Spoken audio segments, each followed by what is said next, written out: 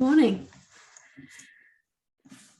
So we've called today Love.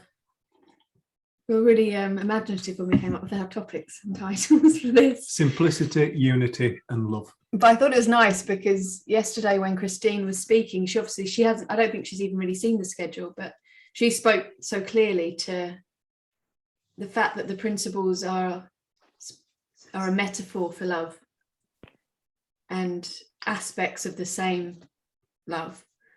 So I thought it's always interesting how when we run these retreats, the guest speakers aren't part of the 3 days, but they always seem, whatever they share is so relevant to what we've been talking about. I think what I loved about Christine yesterday was how practical she was. He said, I'm actually exempt, he said, or show me. All right, Lou. Love you. Continue. Yeah, it's almost like they have been part of the weekend, like they're tuned into what's been going on. So I really enjoyed listening to Chris. I haven't heard her in years. I'm definitely gonna check out her podcast. So anyone that missed it yesterday, definitely check out her video. I think we've called this section of today Universal Love. And I think often when we talk about love, it's a very personal thing. But we wanted to take it sort of bigger today. So it isn't love for someone or something, a deeper sense of love. And it's one of those things that I think we all get a feel for, but it's so hard, you can't put it into words because the word doesn't do it justice. The word isn't it. But I don't think anybody on this screen or anyone who's been part of this retreat or anyone in the world has had an experience of waking up to what the principles are pointing to, and it hasn't come with a loving feeling. A settled down feeling, a quiet. And often the noise and the search for that space is what keeps us from experiencing it. Because really it is the backdrop, it is the underpinning force of life. And I used to think I could drop in and out of it. But more and more I see nothing exists without it. So we can't be disconnected, we can't drop out of it. We just get really busy in our minds and get lost in thought creations. And it's the only thing that stops us experiencing it. And I said to Dave in the night, we've got about 4 straight hours sleep, which is really good for us with Rusty at the moment. And then he woke us up and he was pacing, and then he was sick, and you ended up taking him for a drive to try and help him to sleep. He's getting us ready for having a baby. And I said to Dave, it's like this thought dropped in about someone I really love and who's struggling at the moment. And it was a really distressing thought.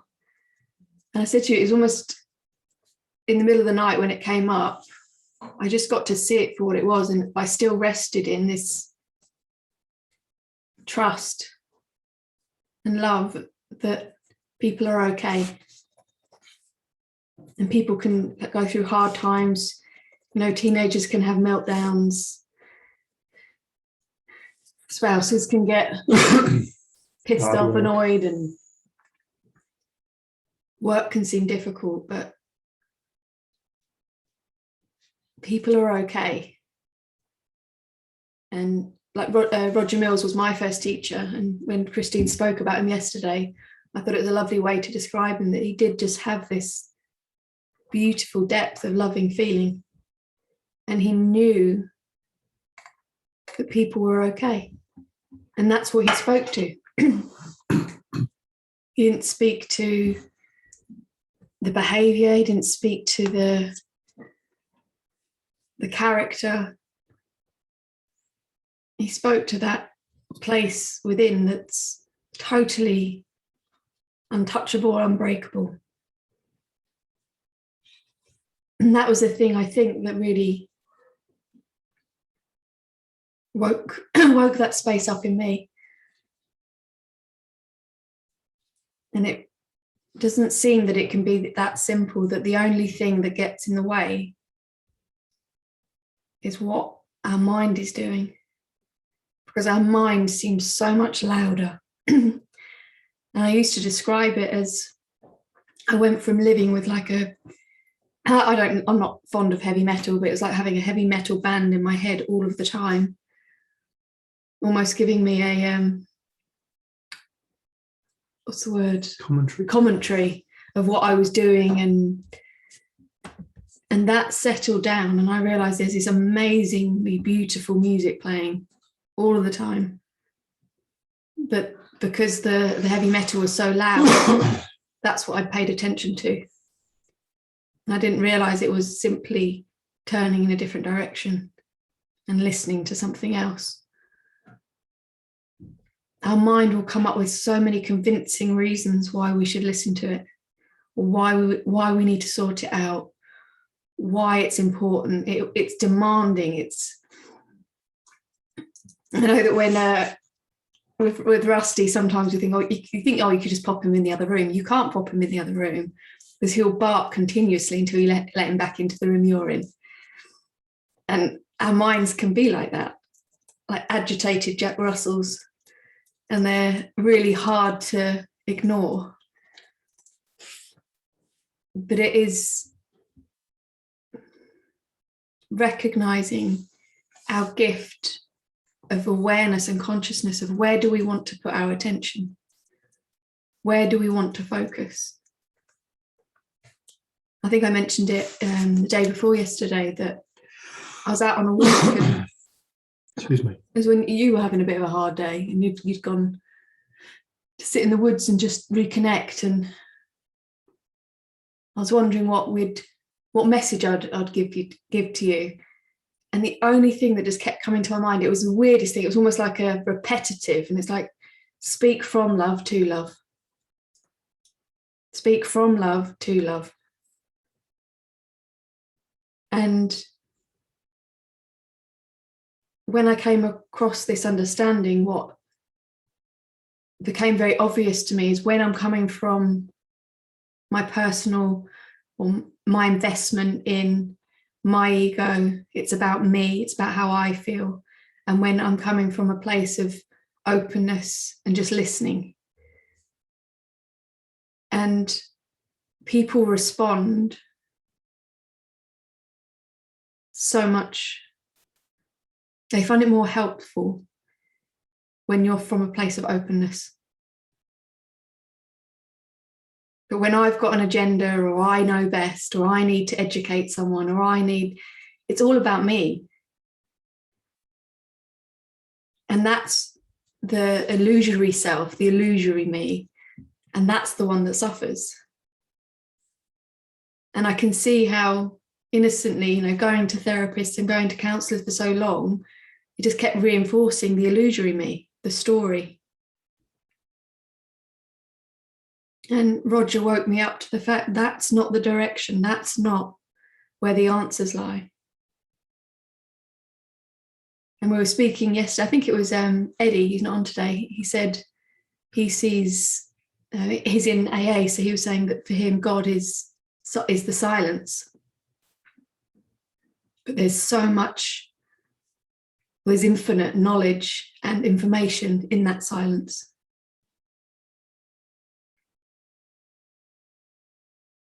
But I think we just get used to figuring stuff out. It's how we do things at school. It's very useful for so many things. But when it comes to well-being and peace of mind, it's not a useful tool.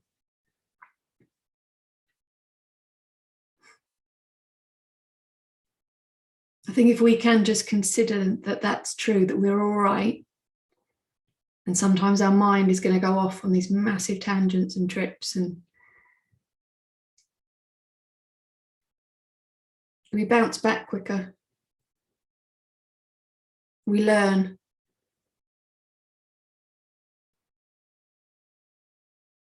And those experiences aren't separate from the principles. It's not you doing the principles wrong. Doesn't mean you haven't understood anything. I think sometimes when people first hear the principles, they kind of have a state of bliss or euphoria and almost feel a bit bulletproof. And then, a week, 2 weeks, month, sometimes people have said it's lasted 7 months. And then suddenly it's like that personal humanness comes back, and we think we've lost something. But you can't lose it. You never lost it. It existed before you came across the principles. It'll exist after. It existed before you were born. It will exist after. It's an infinite thing. And starting to realize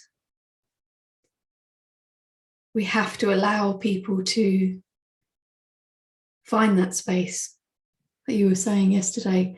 It's so easy to want to prevent, especially with families, other people going through struggle and suffering. We don't want them to have to experience it. So we go in trying to, but most of the time, all people really need is someone to be loving towards them. And I always remember being quite impacted when Mara Gleeson was doing a talk in London, and she said they'd had a retreat in Lacona, and it was like a practitioner training. And one of the things that they got asked is, if you were with a loved one and they were on their deathbed, what would you tell them about the principles? And she said she sat and reflected on it for a while, and the only thing that came to her was just be with them, love them, tell them you love them. She goes, I wouldn't have to tell them anything about the principles. We just sit in the space that is the principles without the noise. And I remember thinking, it is that simple.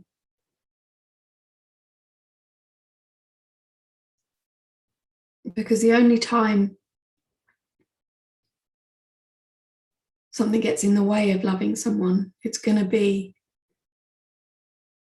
a personal thought, a need for them to be something so that we can feel okay.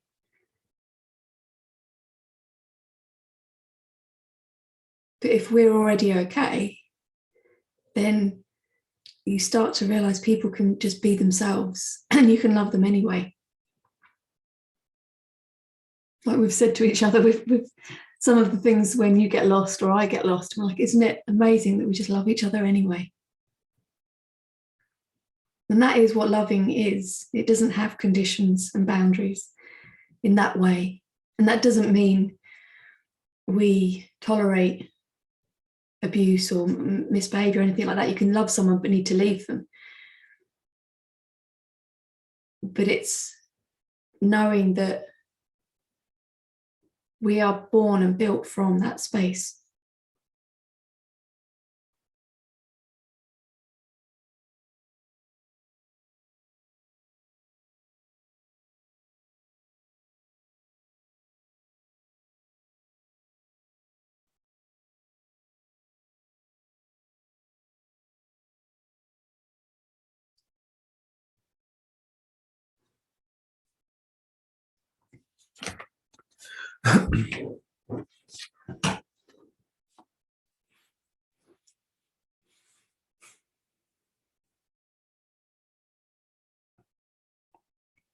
I think the more I've looked into nature,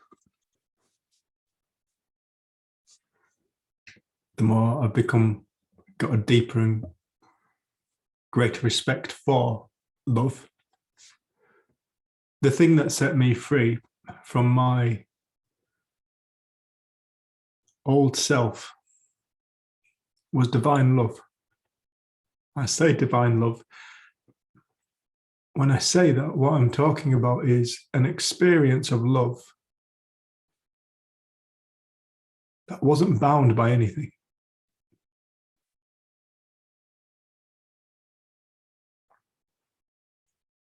A pure, unconditional love that has no judgment for anybody or anything. And, you know, many people who find God, they're described as realized people. Realized people. They realized God.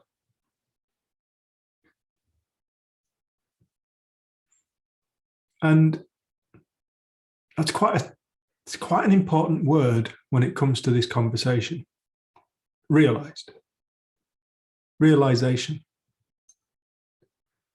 When somebody realizes something, whereabouts does it take place? It takes place within their own consciousness. They realized it for themselves. So people who realize what people would call God or divine love, whatever you want to call it, true self, they find it within their own being. For some reason, for whatever reason, whatever rationale, I don't know the answer to that. For some reason, individuals from time to time get to have an experience of something greater than their perception of self. This has happened to millions and millions of people all over the planet. And it's going to continue to do so. And when people find it, like Jen said right at the beginning of her statement, when people find it, they find love. And love sets them free. What's another word for love in the Bible? It's God. What's another word for God in the Bible? Truth. It sets you free. Love is truth.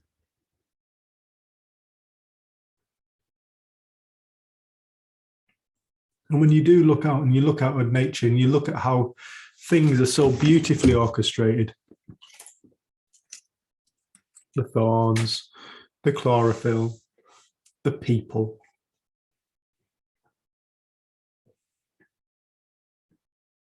the perfection, how every single organism has built into it everything it needs to thrive. Every single one of those beings is loved.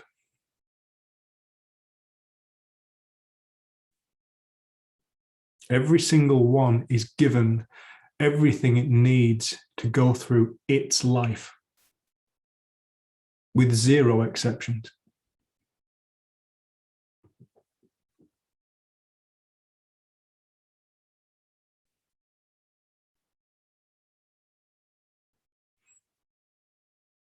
Every single plant, every single fungus, every single bacteria.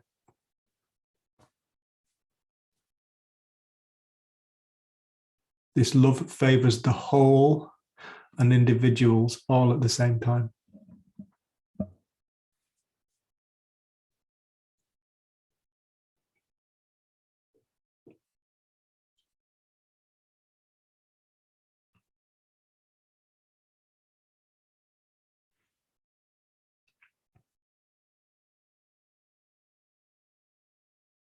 It is literally the essence of creation.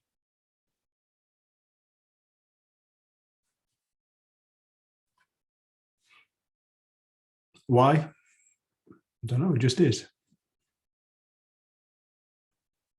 I don't know the answer to why, but it just is. And it's beautiful.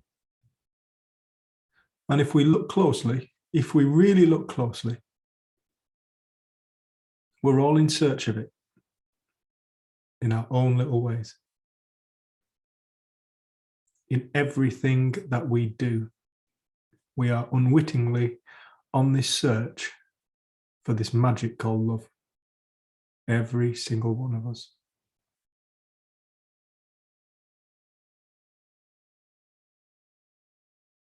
Even me as a hard man back in the day,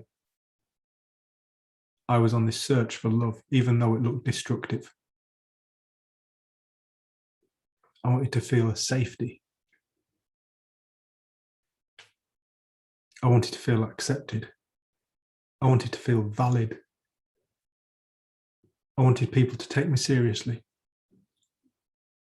I wanted to be noticed. I felt so insecure in myself that I had to be a hard man. I had to throw my weight around. I had to be aggressive. I had to protect myself. But all along, I was looking for peace. If I can intimidate you more than you intimidate me, I'll feel safe and I'll feel peace.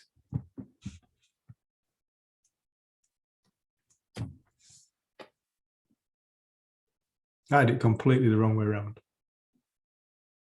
But I did not know any better. And therefore, I couldn't have been any better. I couldn't have done any better because I didn't know. One of my favorite quotes is by my then 6 or 7 year old nephew, Archie. And he came wandering through into see his granddad. Archie wasn't the best talker back then, was he? He was all right by 6. He was getting the hang of it. And Arch walked in and he said, "Trouble is, Grandad, you don't know what you don't know. I think life's hilarious." And then Pete said he just turned around and he walked back out the room. And he said Pete just put his newspaper down. Said that was one of the most profound things he'd ever heard. Trouble is, Grandad, you don't know what you don't know.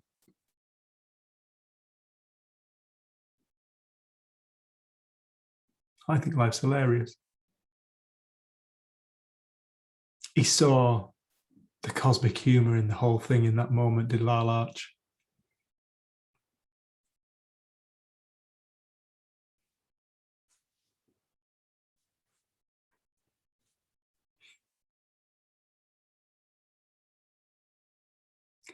Jesus Christ said, everybody will experience it. Every soul will experience the awakening. He said, everyone will. It's the trajectory.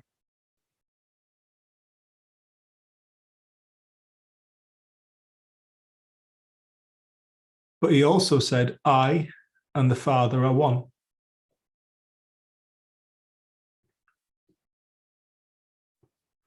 That's often, in my opinion, misinterpreted as Jesus saying that Jesus, me, Jesus, and the Father we're one. And then people feel a separation from that. But if you actually look at his words, he's speaking very specifically. He said, I. Who is I? We're all I. Everybody is I. I am.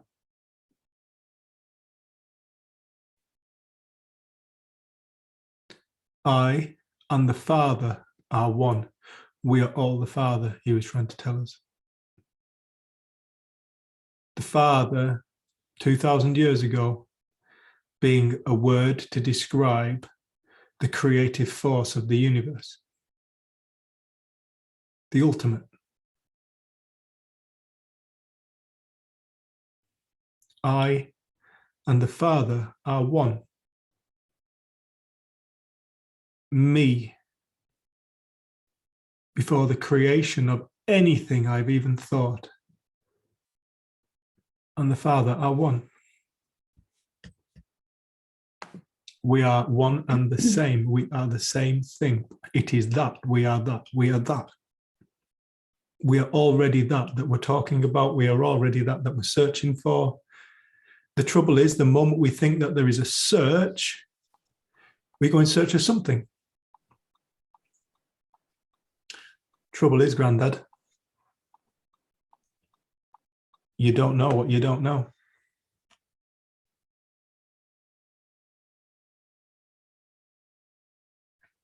I think life's hilarious. We go in search of this thing. And none of us really know what it is. Even if people get to experience it, they come back and they go, well, there's no words. There's no words. There are no words to describe that space. People on this screen who perhaps haven't linked the two together yet have had this experience. I know there are people on this screen because it's common. I know there's people on this screen that have had this experience because it's common. It's not an elusive thing. It's a common thing. Many, many people fall into this space of awareness, which is pure beauty, and they go, there are no words to describe that space. I can't describe it. But they think it was perhaps a bit of a mental breakdown, or they think perhaps it was a glitch in the matrix. When in actual fact, for a moment, the ego died and the essence of creation had the opportunity to come through and be recognized by itself.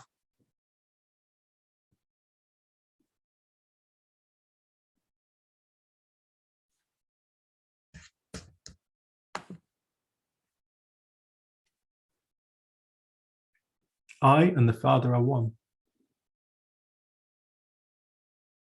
We are all I.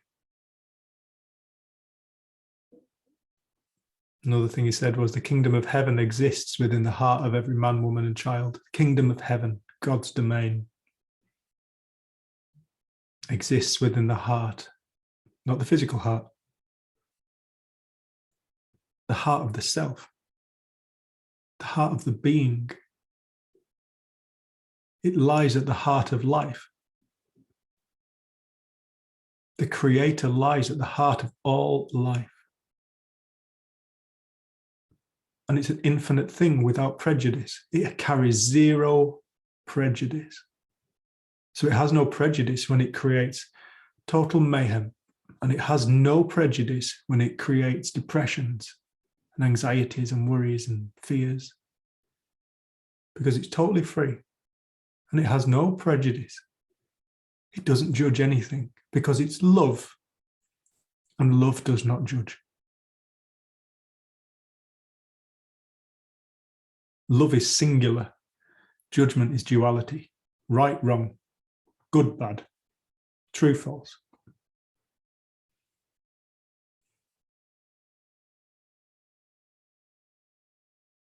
Love is singular.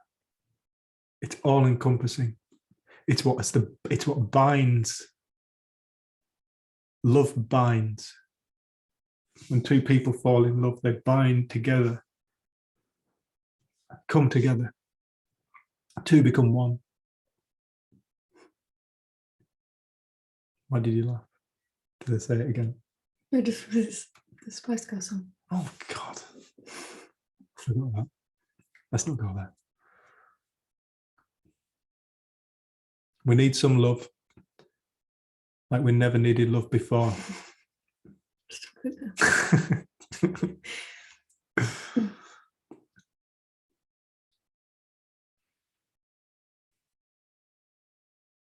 That's what happens. When two people fall in love, they become a uni, one. It's a recognition.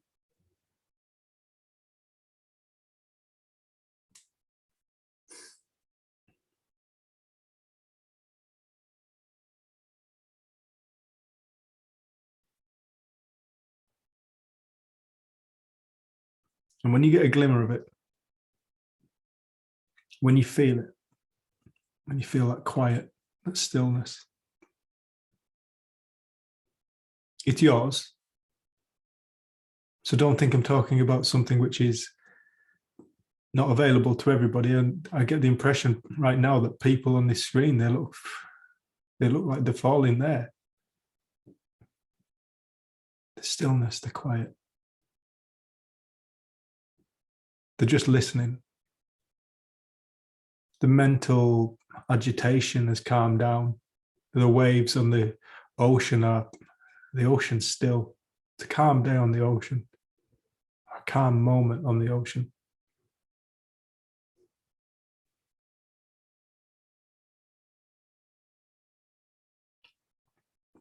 You get to see it exists. You get to know it's there.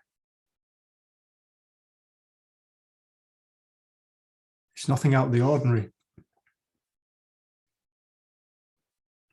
Whatever you could say life is, not being out of the side of the ordinary. Life's all things. Life's up and down. Life will spin us out. It'll return to center. Bring its challenges. Events will take place that we will or won't like. This has always been the way. And that's what life is. We said on day one, there is no anesthetic to life. We're looking for an anesthetic to life. Many people are looking to be anesthetized to life.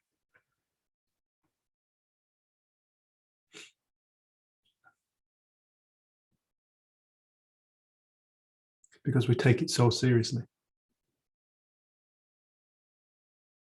We take it so seriously. Like that Sid video said when I first watched Sid Banks. You think it's real. It's not real. You just think it's real. We think that the state of fear is perhaps more true and real than the state of love. Why? Because perhaps we get to experience that more than we do love. So because we look at it on a pro rata basis, for a better word, I think that's the word, we assume that fear is more real than love.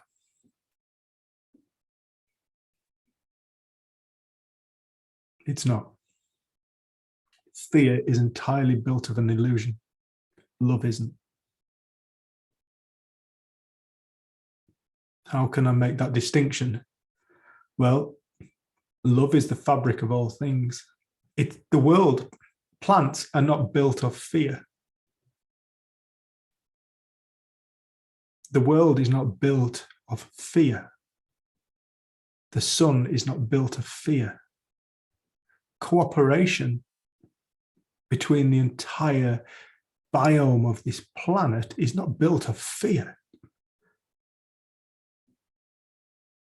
Going back to the thorn and the nervous system, it's not fear that built that, it's love. It's love for both organisms. It's the protection of both organisms. It's the ability to thrive for both organisms. Fear does not do that.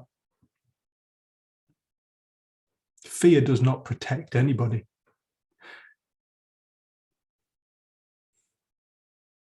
It's like listening to a man quite recently say, I daren't be happy because I feel like I might drink again.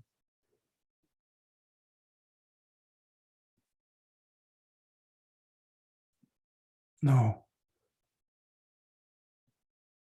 Fear. Fear is why people drink.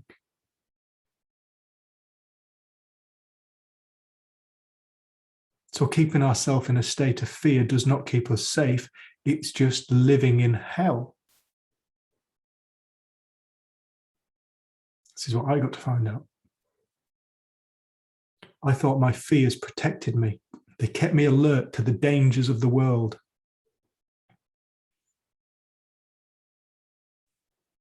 People, finance, competition, however that looks for anybody.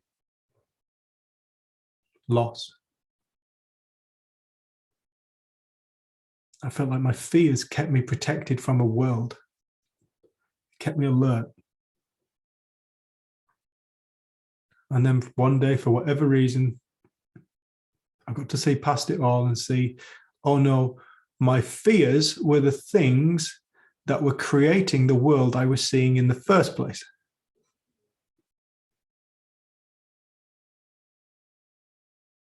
My thoughts of fear were the thing creating my illusion of the world in the first place.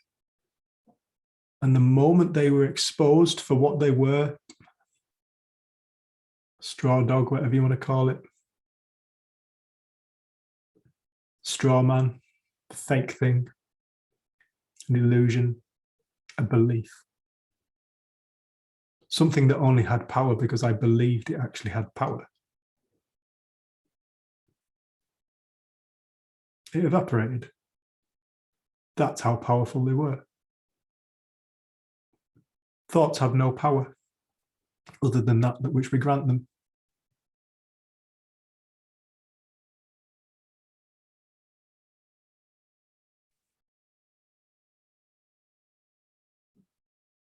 Fear is always created from duality because there is always a you and something else to be afraid of.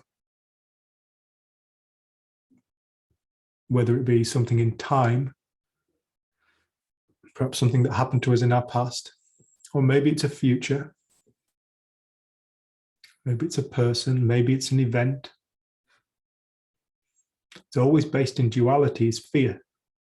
There will always be you and something else to be afraid of that is not your mind creating the experience. That doesn't exist. That's why fear is an illusion.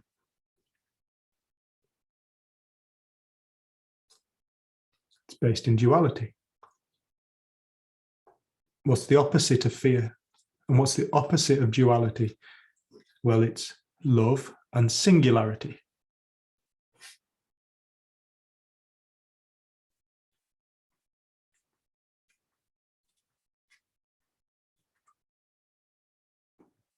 I don't know. Love. We say the word, and it almost has come now to a point where it feels like it's such a pointless word. What good does love do? What good does it do?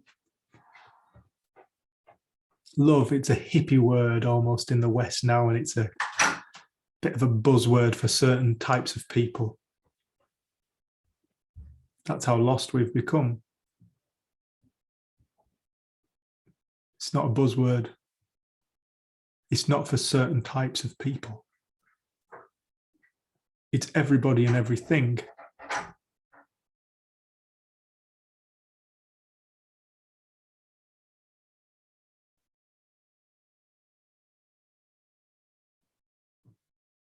It's the fabric of existence. Why? I don't know. Why love? I don't know. It just is.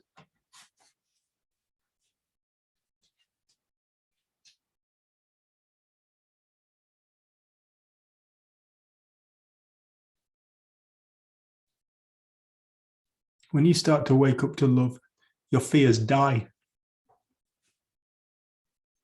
because they can't exist in love. Fear cannot exist in love. Totally and utterly impossible. I couldn't even say it's like trying to mix oil and water, because it's not like that. It's like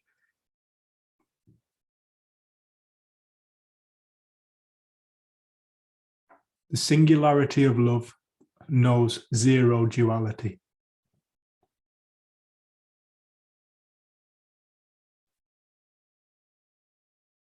And fear is only born from duality. Fear is only born from, there is a me and there is something separate to my own mind that I should be afraid of. And that's not to say we should be afraid of our own mind. What we want people to wake up and realize is there is nothing to be afraid of within our own mind, even the most scary thoughts, even the most scary feelings, even the most scary experience. We don't need to be afraid of thoughts. Many people, when they wake up to that, they laugh at what they've been driving themselves mad with. They go from an external reality, oh shit, I was so afraid of this, to I've been afraid of the creations of my own mind, and I didn't know that's what reality was. I didn't know that's what my reality was created from.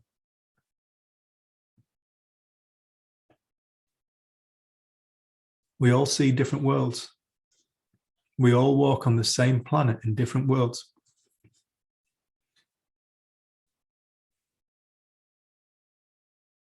Some people see a terrible world. Some people see a beautiful world. Some people see a world of opportunity. Some people see a world of complete contraction. Some people believe the world is going to hell, and some people believe the world is creating a new, beautiful space.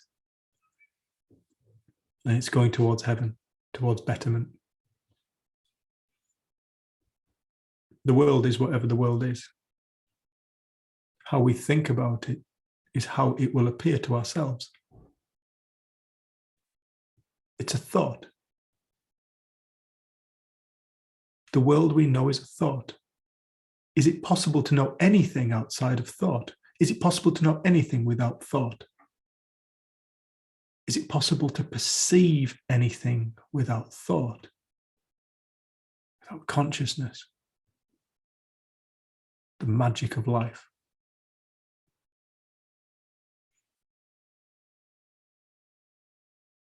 Simple questions.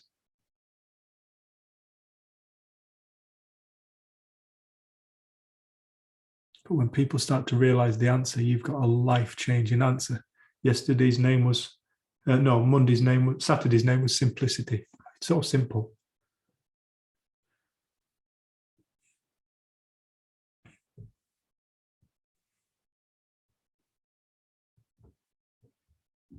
It's because of love the berry feeds the bird, and the bird deposits its seeds. It's unity. Even in the predator-prey situation, which many people go, yeah, but what about foxes and rabbits? You know, that can't be love. It favors each individual and it favors the whole. So it gives rabbits the speed and the ability to dart down a hole. And it gives foxes guile, but it also creates more rabbits than it does foxes. And it creates more grass and plants than it does rabbits. And there is more earth from which the plants arise from than there is plants.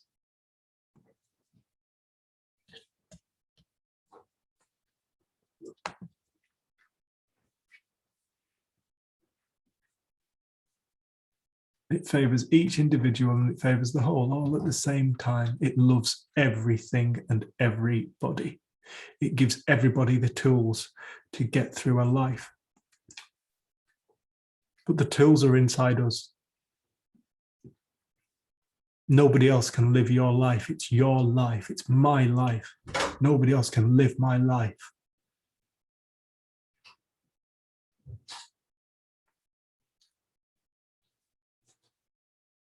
As Christine yesterday said, the answers don't come from external sources. The answers come from inside you. Of course they do. There is no outside of you. You are your entire life. It's your dream. So when we were in South Africa at the refugee centre, there was one guy there who's, I think he was 19. The one you said should be a model, was just beautiful. And he'd been orphaned at the age of 8. And he kind of wandered throughout Africa and found himself at different places and had ended up in South Africa at this centre. But you'd think, how on earth as an 8-year-old, he was from the Democratic Republic of Congo as well, made it to South Africa. how's he had the resources? And he was he didn't speak English, so everything was translated. He spoke 4 languages, didn't he? Because he'd picked them up as he'd gone through Africa, and he couldn't read or write. I think we were there sharing the principles, and we had different handouts, and it was about resilience. And when we were sat kind of in this group, you were just faced with the proof of how resilient human beings are, like how resilient we are to life, and the stories that they shared and the things that they'd managed to navigate and get through and overcome, and it was just incredible. And I think what we really took away from that was the amount of love between those people, wasn't it? Well, there's some people there who are more able than others, so then they would make sure that everyone had a drink or everyone had the bowl of food, and they were just so kind to each other.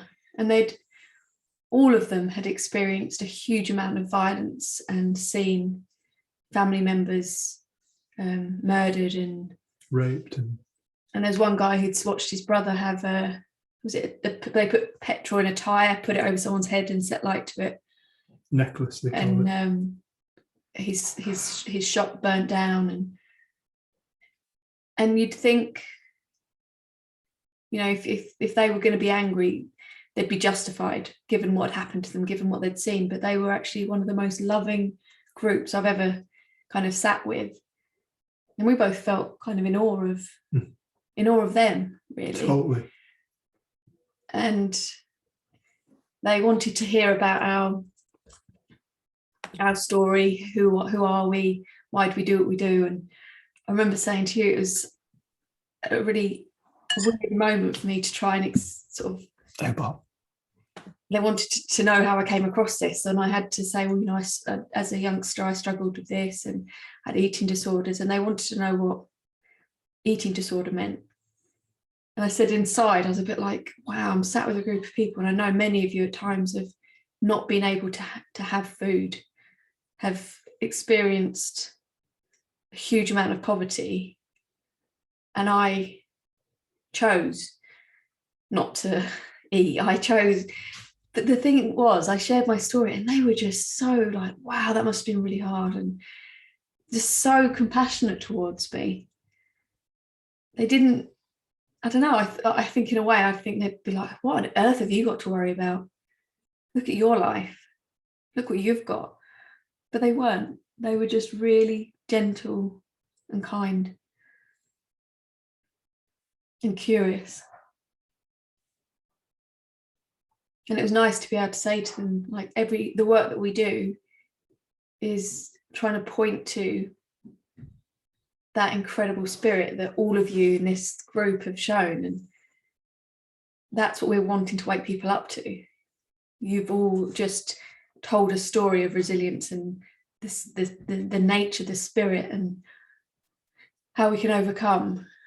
You are the evidence of what we point to, because we've come from a paradigm of what happens to you dictates how you can be in the future, who you are in the world. But they showed that they'd totally overcome circumstance, and they wanted jobs, they wanted to work, they wanted to contribute, they wanted to support their families. They weren't asking for handouts. And they said on the second day, one of them said, we did think you being white coming here, you were going to be bringing us stuff and money. And they said, but actually what you've brought us is more valuable. Thank you.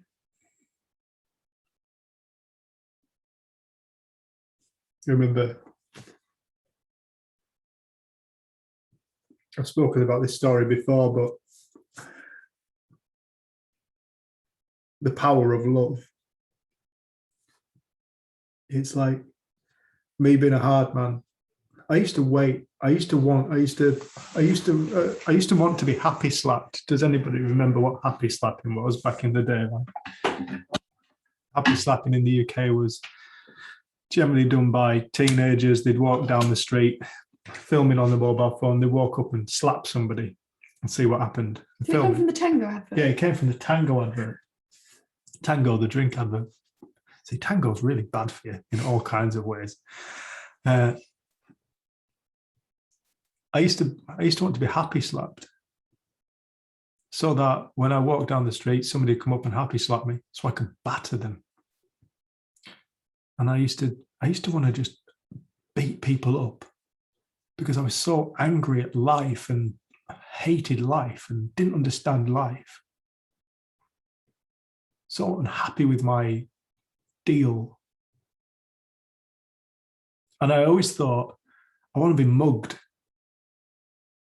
I want somebody to try and mug me so I can batter them, so I can kick the shit out of them. But I can do it legitimately, and it's self-protection, and I don't need to go back to prison, and everybody will say you've done the right thing.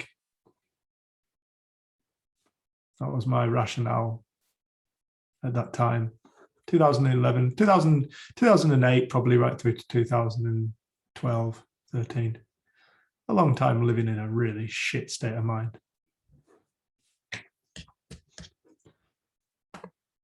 And then one day we were walking through Cape Town and went for a meal, and I left my wallet in the car in Cape Town CBD, place which isn't the most safe. We've been working in charity, so again, I was quite smartly dressed. So Jen had to stay in the restaurant because the Thai lady wouldn't let you leave.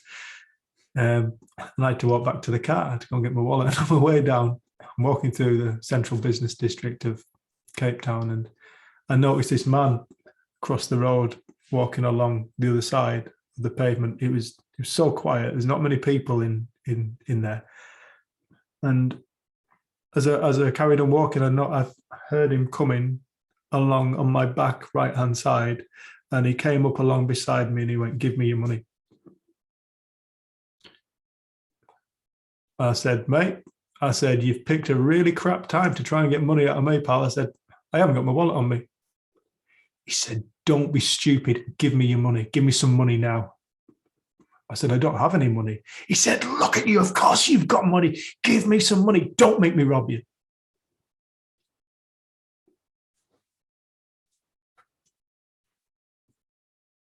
This isn't a prescription. It's not telling anybody what to do.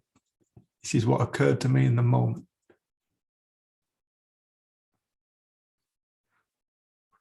I put my arm around him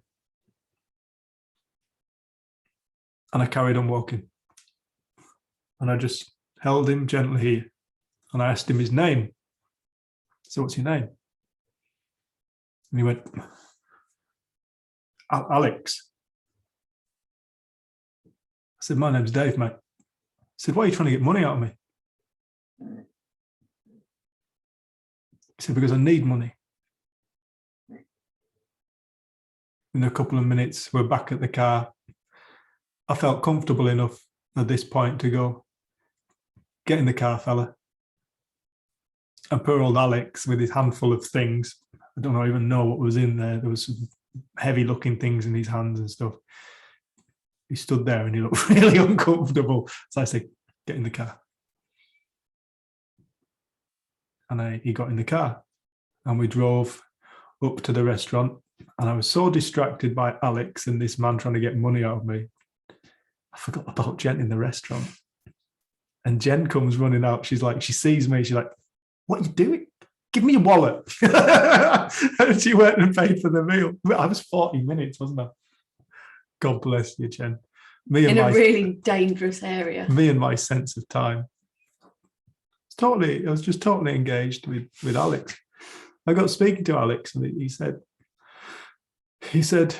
"Dave," he said, "I've just got out of prison for burglary 18 months ago."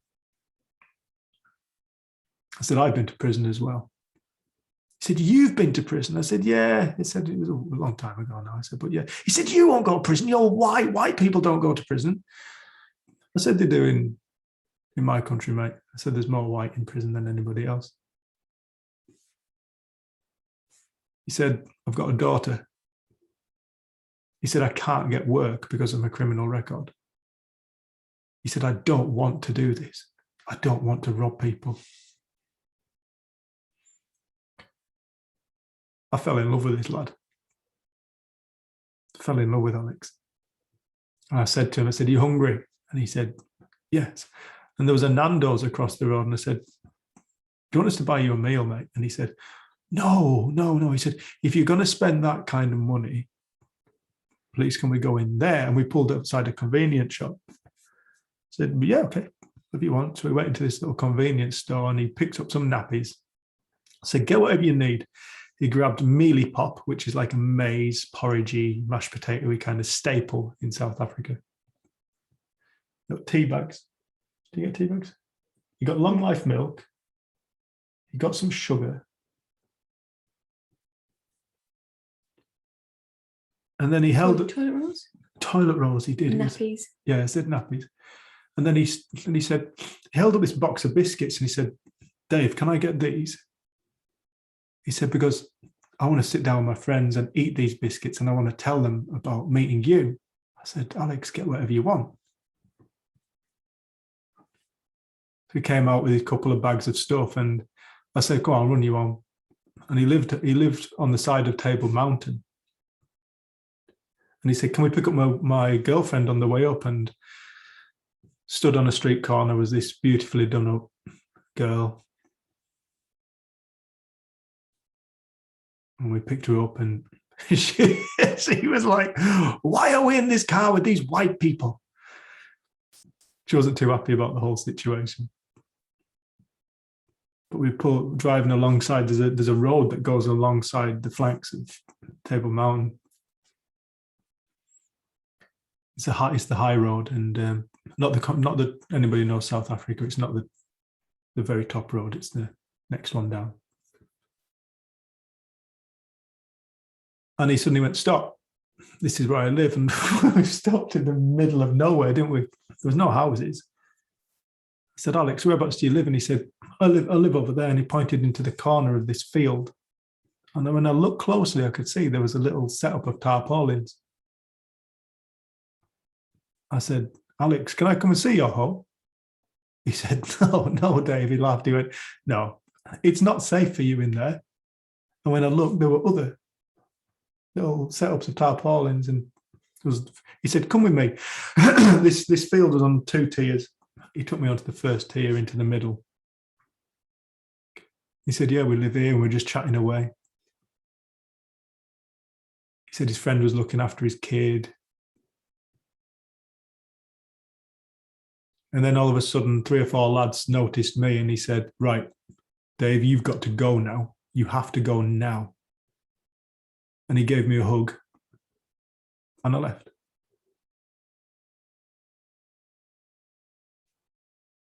I was so thankful I found what I found in my lifetime, because I'd have hurt that man. He may have killed me. Either way, there wouldn't have been a winner. I'd have hurt him out of fear, out of what will people think of me, disrespecting me. Who does he think he is, thinking he can attack me? Fear of what other people think. I'd have hurt him because of that. But thankfully in that moment, the only thing that occurred to me was love. And because love occurred, I didn't hurt a homeless man, a man who lived in a tarpaulin,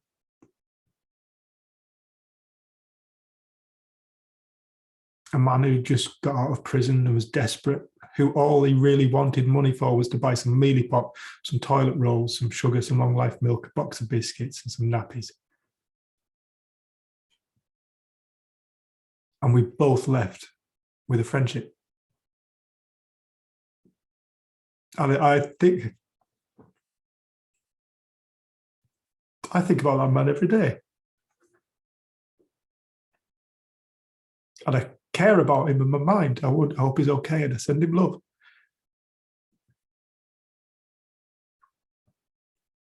I feel like that's a far better story within my life than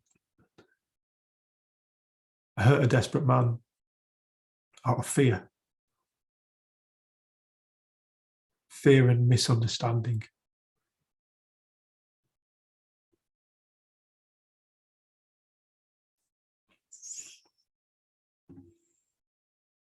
love's the most practical thing. When you were speaking, it just reminded me of a really quick thing. Is there's some brilliant videos from when Roger went into townships when he worked within the homeless shelters and things. And there's one called A Place Like No Other. And it's one of the videos I got to watch on my first training. And there was a guy on it who, that you see him as he turns up at this place, and he's kind of disorientated, filthy, long hair, beard, and I think teeth missing. And then you get to see him like later on in the video, and he's ended up working at the centre. So it's over a period of time, but so he's all kind of he's gone in, he's got cleaned up. And the thing that did it for him was that he was welcomed in. Someone gave him a hug and told him that she loved him. And he said that was the first time someone had told him that they loved him since he was a child. And that was the thing that woke him up. And then he wanted to be part of helping other people, and he started working at the shelter. And I think that's the simplicity of really what Sid pointed to, is like, you've got no idea what power in an act of love can do for someone. And another video that we got to film doing through Principles Movies was a lady who'd been on the street for years. And she said when she went into this class with a lady called Anita St. John, who's actually passed away now. And Anita had been homeless herself before, which is why she was so passionate about taking the principles into the homeless community. Was she that black lady? Yeah, and she had said she didn't want to be filmed because she didn't have her teeth in. But afterwards we said to her, please, what you said was so powerful, can we share it? So she signed a release.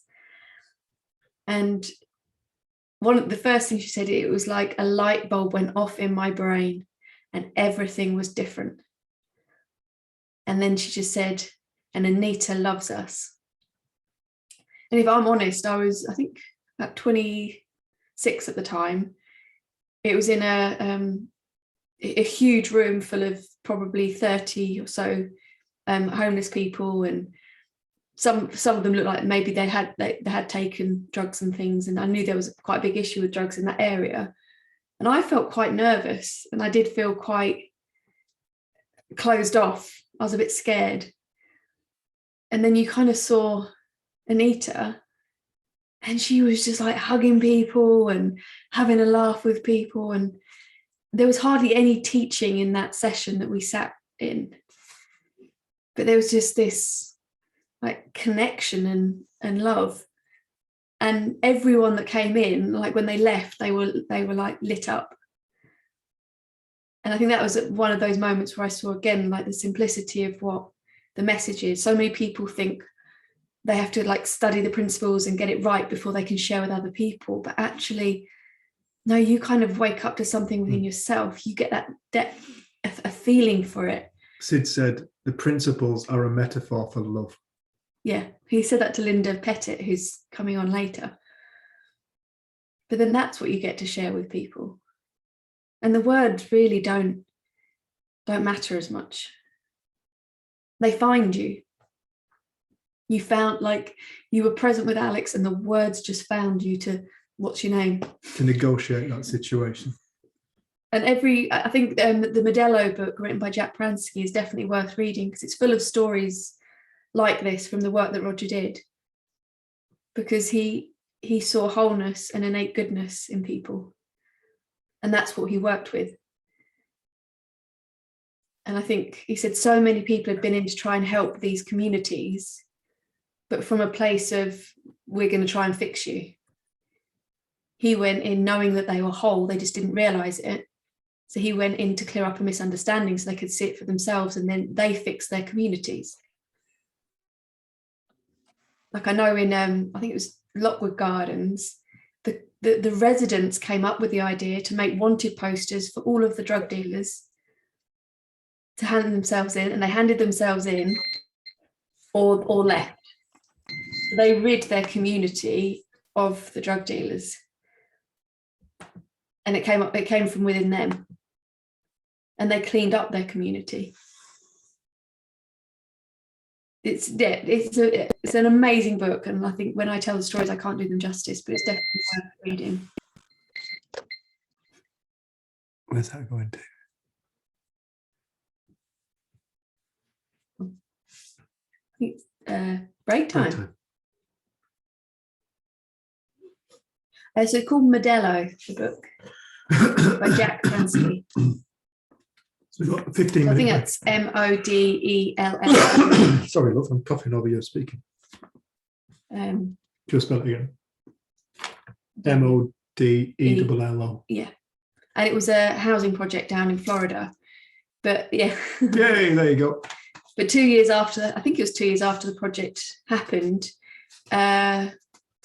hurricane or something went through and actually wiped out the project.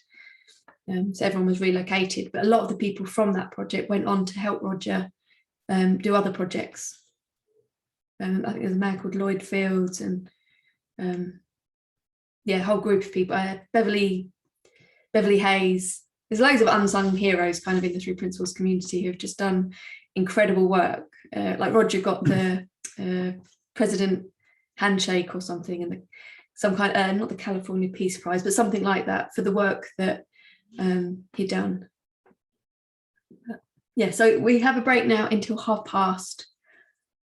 11 UK time. 15 minutes.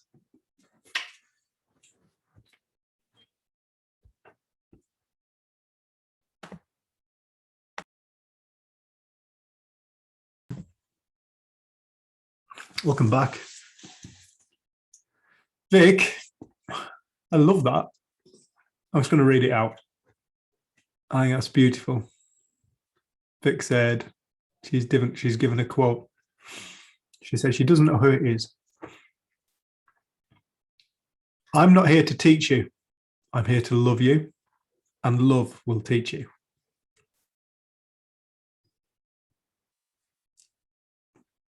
Beautiful. I love that. Thanks for sharing that, Vic. It's funny, isn't it, when people ask us what we do, we don't really know what to say because we're not teachers. Therapists. I think facilitator does mean more to draw out from people, but it's hard to have the right word. You can't really just say, oh, we're just here to help people.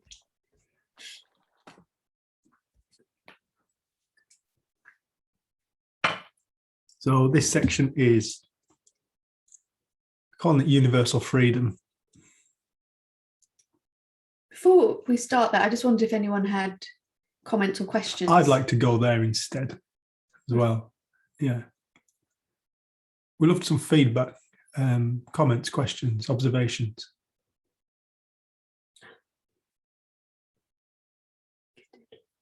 He'll be dead. He'll have cooked it. Fly in the tea. Poor thing.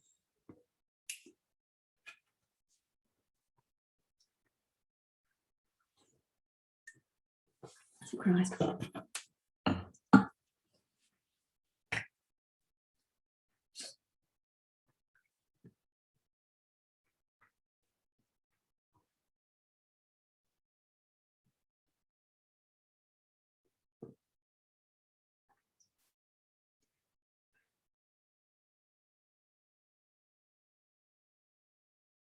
I was just going to say, Ali, I don't know if you would want to, but after we did the in-person retreat, we then had a catch up, and you shared a little bit about practical things that have changed, and it is that movement away from fear. I don't know if you'd be willing or want to. You might just be in a space where you want to be quiet, but if you did want to share that, I loved what you shared on that catch up.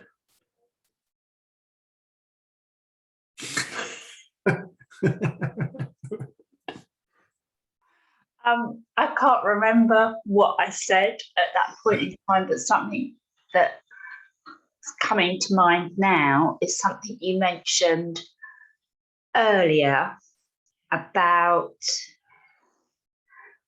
kind of not imposing your way, your thoughts of how things should be on another person, even though you want to help them, you want to get in there and kind of make it all okay for them. And Alan, my husband, he's not flat on his back, he's flat on his stomach at the moment with a really, really bad back. And Alan's got his own very particular ways of dealing with things when he gets ill, and he doesn't want to see a doctor. He occasionally sees someone a bit different to a doctor, but on the whole, he wants to work it out for himself. And I want to get him to see this therapist or that therapist and to do something about it. And not just right now, but over the last few weeks, because he's had it for a few weeks, I've come to realise that it doesn't make sense for me to do that. And all I need to do is be loving towards him and let him sort it out for himself. And he can sort it out for himself. He's perfectly capable of doing that in his particular way. And I think that applies to lots of things. We want to kind of get in there and kind of say, well, I think you should do this, or really, why don't you do this? And come up with ways to kind of sort it out. And I've begun to realise that you don't necessarily need, or probably don't need to do that at all. So that's the thing that's kind of current for me at the moment. So I've just been upstairs, made him a cup of tea. He hates a fuss. And I used to kind of go, oh, are you okay? What can I do? Blah, blah, blah. And just make a lot of fuss about it. And it just made it worse. So I've made him a cup of tea. I've rubbed his back and I've come back downstairs again and I've left him to it because that's what works for him. So I can see we do that with a lot of stuff. We've got all this kind of thinking about how other people should be or what they need to do. And it's almost aggressive to impose that on them. It's kind of they're best left to their own devices, and you just be the best that you can be, but without kind of, it's bad enough that all that thinking goes on in your own head and you do it to yourself, but you don't want to kind of be giving it to other people as well.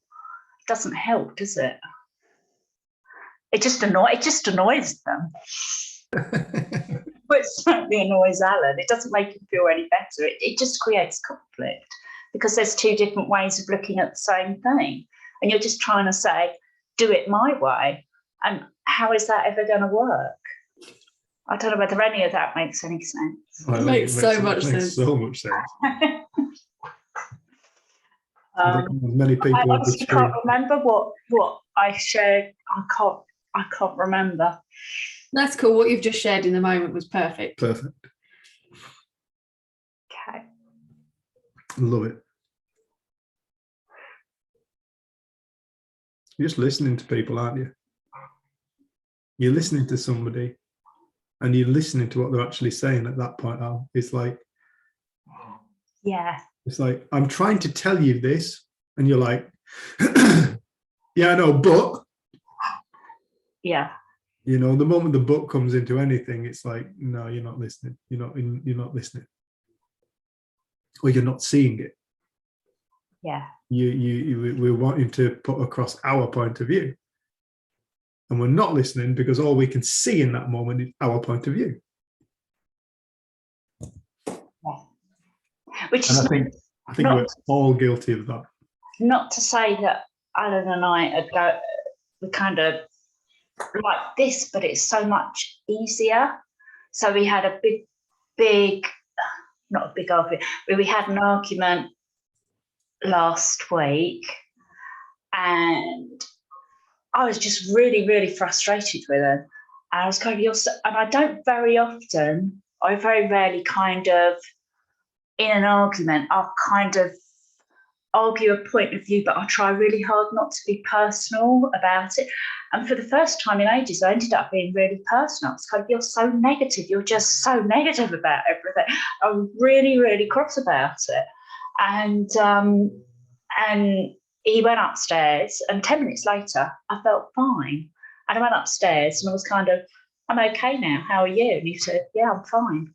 It's kind of like those clashes they happen, and then you're in another space. It's kind of, you don't hang on to it. And I don't know how that happens, because I used to hang on to things for a really long time, with arguments and who said what and how dreadful it was that someone had said this, that, or the other, and blah, blah, blah, blah, blah. And I'd carry it with me for days. And now it's 10 minutes.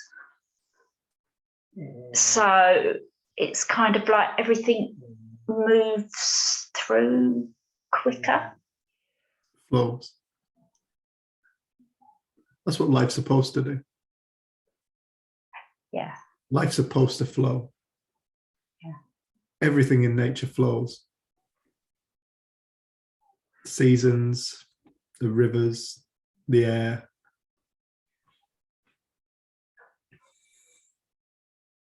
Cycles of life, cycles of the solar system, the galaxies.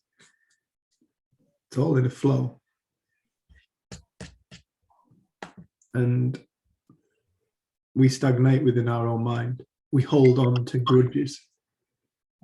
And this is not the way to find peace, isn't stagnation of the mind. It's arrogance. Grudges are arrogance. It's fear. And things like that is like, that's what it's a trait of people who start to wake up, is like they notice. We've called this section freedom, universal freedom, but we're going on to questions and answers because it feels nicer. Comments and stuff. But reflections. But like people recognize, they start to recognize there is a flow within the mind, and that it was only them who was building a dam. Unwittingly, they were building dams and wondering why it would stop flowing and wondering why life was so hard. But I'm not going to knock this dam down. Absolutely not. No, this dam is serving a purpose. It's keeping me safe. And then all of a sudden, whether we like it or not, a deluge comes and it just batters the dam down.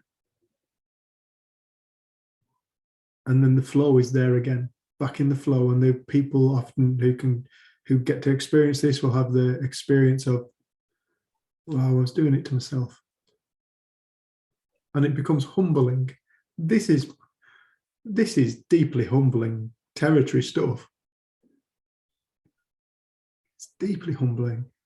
I'm humbled pretty much every single day by my own arrogance.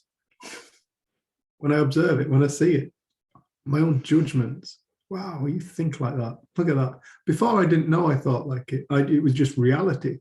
But now the thoughts can be seen objectively, or the experience, should I say, can be seen objectively. Many times I don't get to bear witness consciously to the thought that creates the experience. But I know what it is. It doesn't matter. And it's like,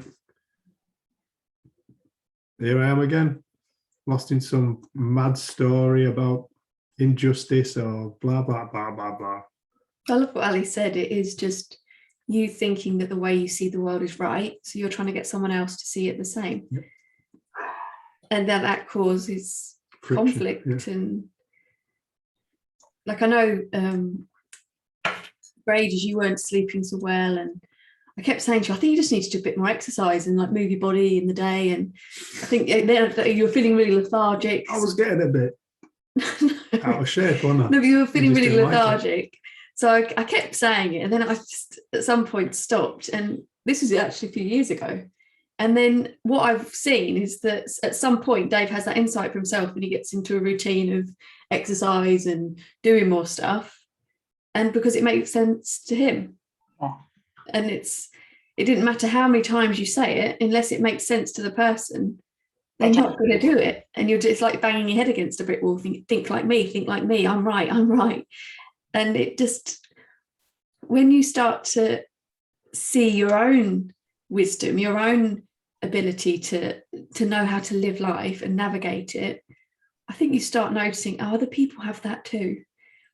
But we can sometimes get arrogant when we come across the principles, thinking, well, we found something, we know something, I'm going to educate you. And in a way, it's disempowering for other people, because it's not seeing their innate capacity to live their own lives. And it's not that sometimes advice is asked for and you can have communication, but you kind of know when that's being welcomed, and you know when you're forcing it. Yeah. Thanks, Ali. Thanks, Ali, love. Love that. There. Nope. Hi. Something what you were saying, Dave, about like the dam sort of being opened and closed or something along those lines. And what I noticed yesterday, and it's sort of really obvious, but anyway, I'll share it anyway, but how like when I'm like, oh, I'm in the flow of life and everything's sort of going well, and like, and I sort of know that isn't, I know that that's not about me, and it's totally out of my hands, and it's you know, the universal, whatever you want to call it. And then, but it's amazing the difference when you know, things aren't going well and I'm not feeling that great, how it's totally up to me. The contrast of, like, you know, when things are sort of just going well, it's a total like, oh yeah, it's total, of course it's not me, you know, it's like, and then as soon as things aren't going well, it's like I have to sort it out and I have to fix it, and it's so personal. And I know it's really obvious, but I just saw it again a bit more, I think. It's only obvious if you see it. Mm.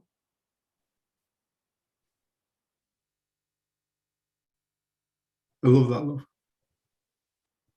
You see, all these are observations of character and ego. It's shining a light into the darkness. You can see the principles can't fix anybody. And this is not about fixing anybody. It's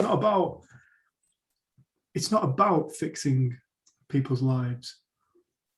The principles can't do anything, because the principles are words. Mind, consciousness, and thought are words to describe something that is real. And it's like, we talk about whatever the hell we talk about in the moment. It's not really anything more than to hopefully allow people to get quiet enough so that things suddenly bubble up for them and they go, oh, wow, look at that. Because it's found in silence, it's found in the quiet mind. And you can be in silence in a club, loud banging music, you can be in silence. Because it's not external, it's internal. I loved what Jen you said about that sort of the music, and how, you know, when she said about like just that beautiful music playing all the time if we tune into it, but we can just get so like distracted by this other loud commentary, banging stuff. Yeah, just plugging the laptop in. It is plugged in, but it's not working. Since we're on low battery. No. Shit. Is that this? Sorry, people, one sec. It might not. Where's it plugged in at? Don't know.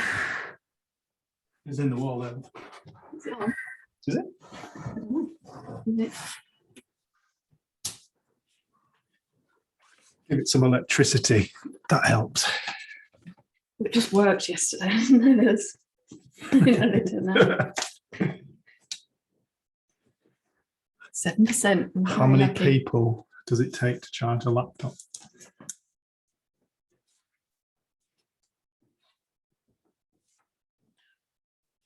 It's amazing when our ego starts to reveal itself. You just see the crap you've lived out of. And you'll probably continue to do so. But who cares? It's seen for what it is. It's seen for what it is. That's the key. It's the awareness. It's the awareness. It's the awareness. It's the awareness. It's not the thinking. It's not the thinking. It's not the thinking. It's the awareness. We can't stress that enough. We're not talking about changing thoughts. It's too late. You've thought it. Creation has taken place. And it's immediately in the past. You cannot change it. We're talking about a stillness and a quietness that emerges within our being when our mind goes quiet and it starts to reveal things. Sometimes it reveals depths that are so magical and mystical to people. It has a catastrophic effect upon their ego. It changes their lives. They go, you generally find that these people want to help other people. And there are millions and millions of people around the world who've had this change and they haven't come across the principles. Because what we're talking about is the most natural thing. It's the most natural thing. We all will wake up. It's our truest state is awakeness. The sleep state of lack of awareness is the illusion.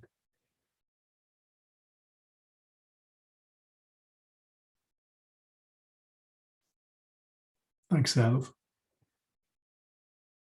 I think it's nice to have those contrasts, and when you notice the difference in when everything's flowing, it's not about me. As soon as it's not, it's all about me.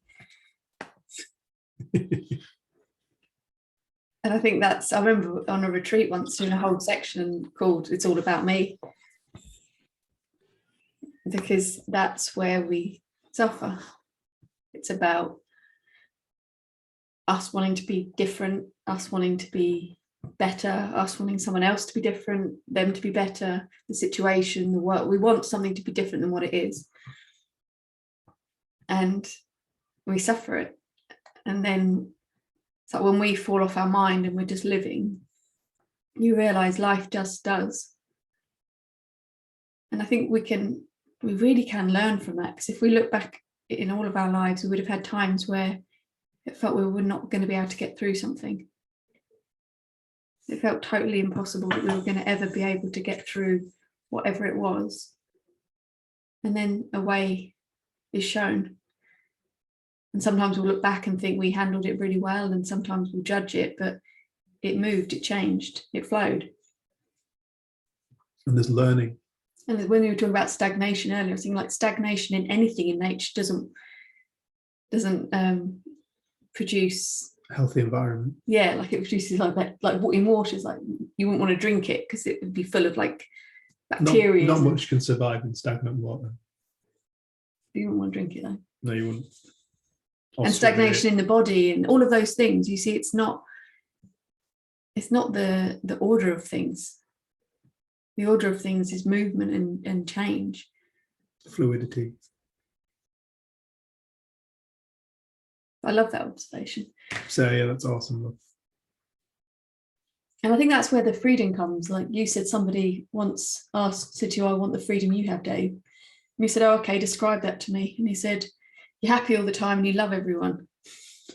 And Dave was like, well, firstly, that's not true. I'm not happy all the time and I don't always love everyone. And secondly, that's not freedom. Freedom isn't confined to a certain feeling. Freedom is all feeling.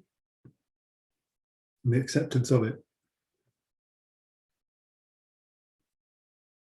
And I think you only have to look at young children to see that they don't have a restriction on what they can and can't feel. They just feel, sometimes incredibly deeply, about things.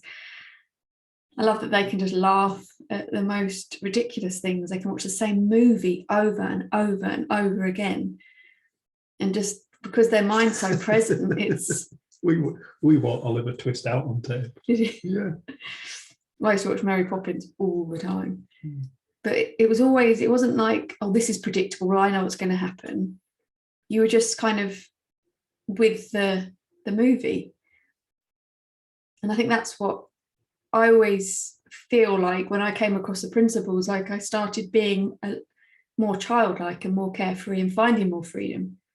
So I know as a young child, I didn't have a huge amount of time before, like my earliest memories around 2.5, and it's a very anxious memory, and it was very much about everyone's looking at me or everyone's laughing at me. I was really obsessed with me, and so I didn't have that much freedom. I always remember it highlighted to me when I was on a beach with my sister when I was about 11, 12, and she was 15, 16, and we had this massive video camera that my dad had borrowed from someone. And she'd asked me to film. She was like just running along on the beach and dancing around and singing, and there's no one else for miles on this massive beach in the Isle of Wight. And then she goes, "All right, your turn." And like she put the video on me, and I'm like, I'm not carefree.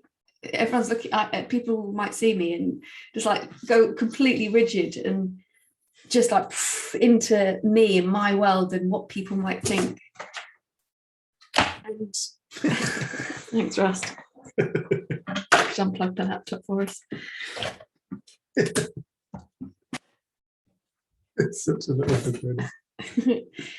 And then afterwards, I thought about that so much. How come she's got the freedom?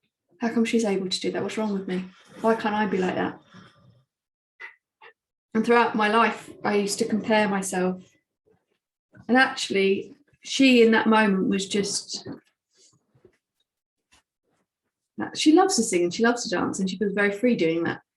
That wasn't for me in that moment, but the amount of thought I gave it.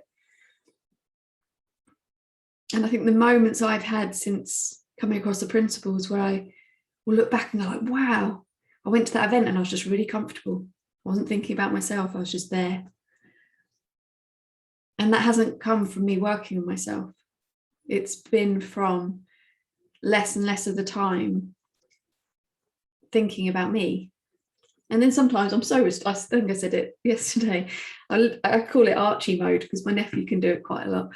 You literally go to this point where you're like, I can't speak to anyone, I can't look at anyone, I've got nothing to say. It's going to look in that direction and not move my head. I'm just going to follow you around and hope that you talk to everyone for me. And I'm nearly 40. And there's no rational explanation why that happens when it happens. No, because there's some events where I know loads of people, but for some reason it still happens. And other times a room full of people I've never met before and it doesn't happen. But I'm just so much more. You don't get to see the like, thought forgiving that of creates that experience. You can't think yourself out of it. But it gives me so much compassion for Archie. I remember we went to see, when my mum had, me and my sister, she had a lady do hypnosis for birth. And she's 96 now. We got to go and visit her in Ambleside. So she's got a bit hard of hearing. And then she tried to engage in conversation with Archie. And like his head is down. It was like one word answers. And he was red. And you just watched him go so personal. We just imploded, didn't it? And in the end, it's like just engaging Anne in a different conversation, like just to leave him to just sit and settle. But for you, it's like you've not really experienced that before. Whereas I'm just sat there, oh, bless him. I know the discomfort of that feeling. But it's when we become the illusory self, like this is who I am. And we become afraid and we feel like we don't know how to be, and it becomes all about us. I feel like sorry. And I've got this brilliant video of him. At some point, I think it was about 3, he decided that when he wore sunglasses, people couldn't see him. And so he's at this. I've tried it. It doesn't work. He's at my sister's kids used to go to Finborough school, and there's hundreds of people on this sports day, and he's doing like breakdancing and singing and just pulling out all the moves as if no one's there, as if no one can see him because he's got his sunglasses on. And it just cracked me up. And there was another time in the middle of, I think I sent you a video in the middle of Is it a shop? River Island. And he put his sunglasses on and started dancing because he loves music. He loves dancing. And he just started going mad dancing. There's like people wandering around and the checkout people coming to look at him. But because he thought he couldn't be seen, he was totally free. If he took his sunglasses off, he would like stop because suddenly everyone could see him again. So you can see that it has to be to do with our mind. It cannot be the situation or the people or whatever. It has to be in our mind. And just that simple example, I just remember thinking that illustrates it so beautifully. Because he doesn't think anyone can see him, he's free. As soon as he thinks in his mind, people can see me, what they're going to think, I can't dance in front of people, I don't know how to dance, blah, blah, blah, blah, whatever goes on in his head, he can't do it and he's frozen. And we'll all do that to some degree. Like I always remember being out in New Zealand with my nephews and they wanted to play touch rugby and we're on the beach. There was only like 6 of us down there. And the first thought was, I'm not very good at sport. I'm not very good, especially not rugby. I can't do this. I can't play. And then the second thought was, they're about 8 and 11. They probably don't care that much. You could probably join in. And we played this game of touch rugby and I just had the best time. I don't know the rules. I still don't know the rules. I just joined in. And I just felt completely present playing touch rugby with them. And it always stands out in my mind because I thought so many times I would have said, oh no, I'll be referee, or oh actually no, I don't feel so well. Or I'll film it. Yeah, like I'd get out of being involved in it because I thought I couldn't, or I'd be too self-conscious. I think that's the thing that the principles has allowed, is so often you don't go with the first thought that comes in, the habitual conditioned thought that you've thought a million times before. You seem to allow that one to come and go and then allow something else to come in. Whereas before I'd stop at that one because in my mind, that's who I was. That's what was available to me. But when you start to kind of even just question or allow cracks in the idea of your solid thinking about who you are, other stuff comes in. And then once it's happened once, you can start to learn like, wow, well, where was that shy and secure girl then?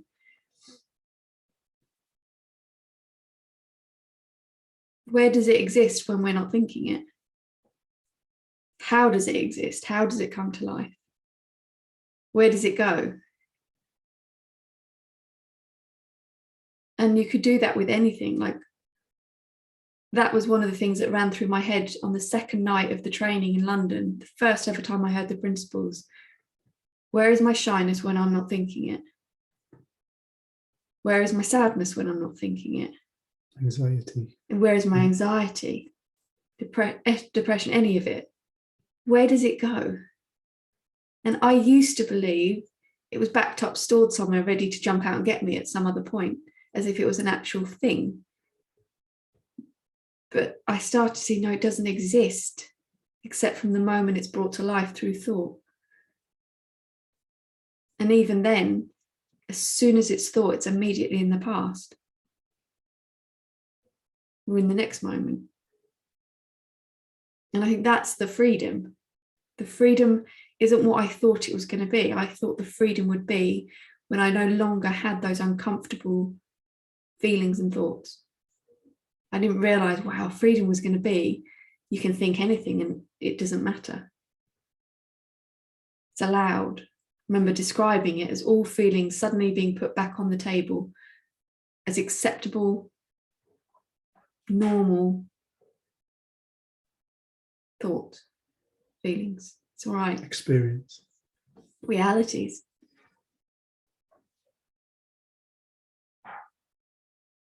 We haven't we got so lost into the belief that we need to fix people. Because I remember saying this to Dee, who's probably doing a lap dance for somebody right now because she's got a screen off.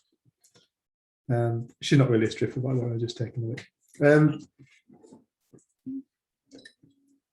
Said to Dee, how long have you been trying to fix yourself for? She said, years. Ah, she's got dressed again. That was me that said that. What, about Dina? Yeah. Yeah, sorry. Is it? Yeah. What Because did when we're I say? outside community group. Yeah. And I remember you saying yours, and then Jen said, did I say it was me, said it? Yeah. Oh, sorry. It's all right. I just remember being there. And then Jen said, how are you getting on with that? And he went, not so well. And then Jen said, have you ever thought it's because you're not broken? I remember it was the first time you considered that. And, you know, we brought up in this paradigm that people are broken, damaged goods, and oh, they'll never find sanity, they'll never find peace of mind. Sanity is ever presently waiting for the mind just to get quiet so it can emerge. Sanity is just, like Sid said, one thought away. Same as mental suffering, mental anguish, depression, anxieties, worries, fears.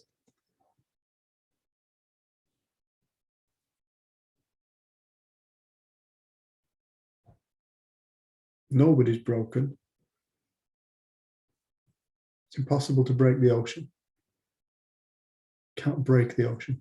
We've tried, we've lobbed atom bombs at it. It's been smashed into with meteorites throughout time. Take a baseball bat to the sea, see what happens. You just create a lot of splashing and waves. You can't break it.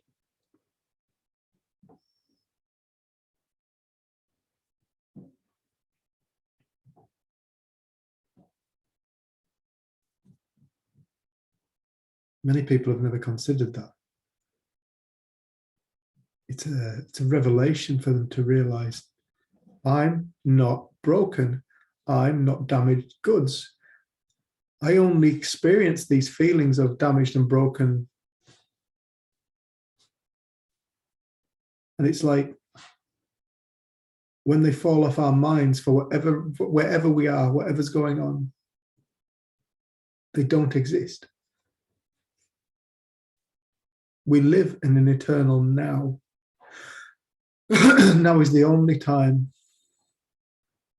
There is no future and there is no past, but for inside our own heads.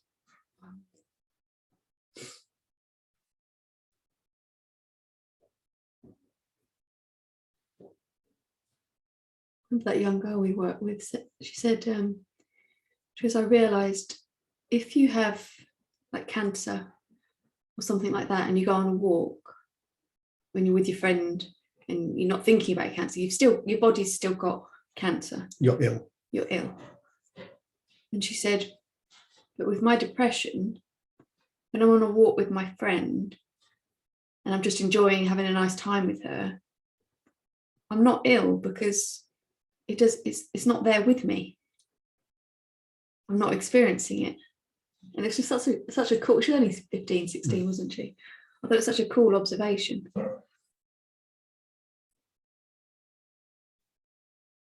She'll only experience it again when she picks it back up of, oh yeah, I'm really depressed.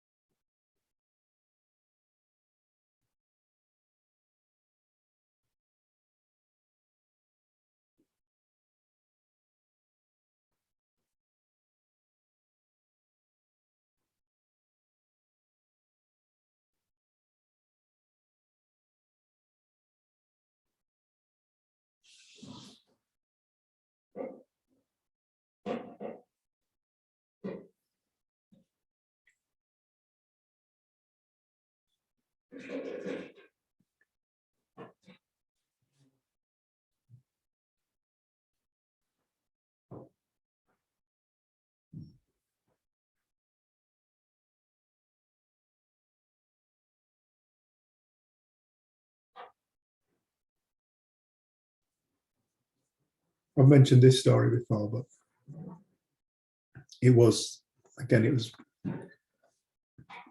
one of these ego showing moments.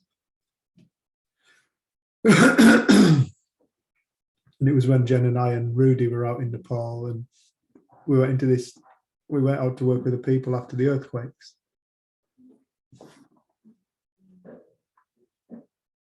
You know, I went there expecting to find broken people who really needed our help, and we were going out there to help them. We're going to do such amazing work. I had no idea.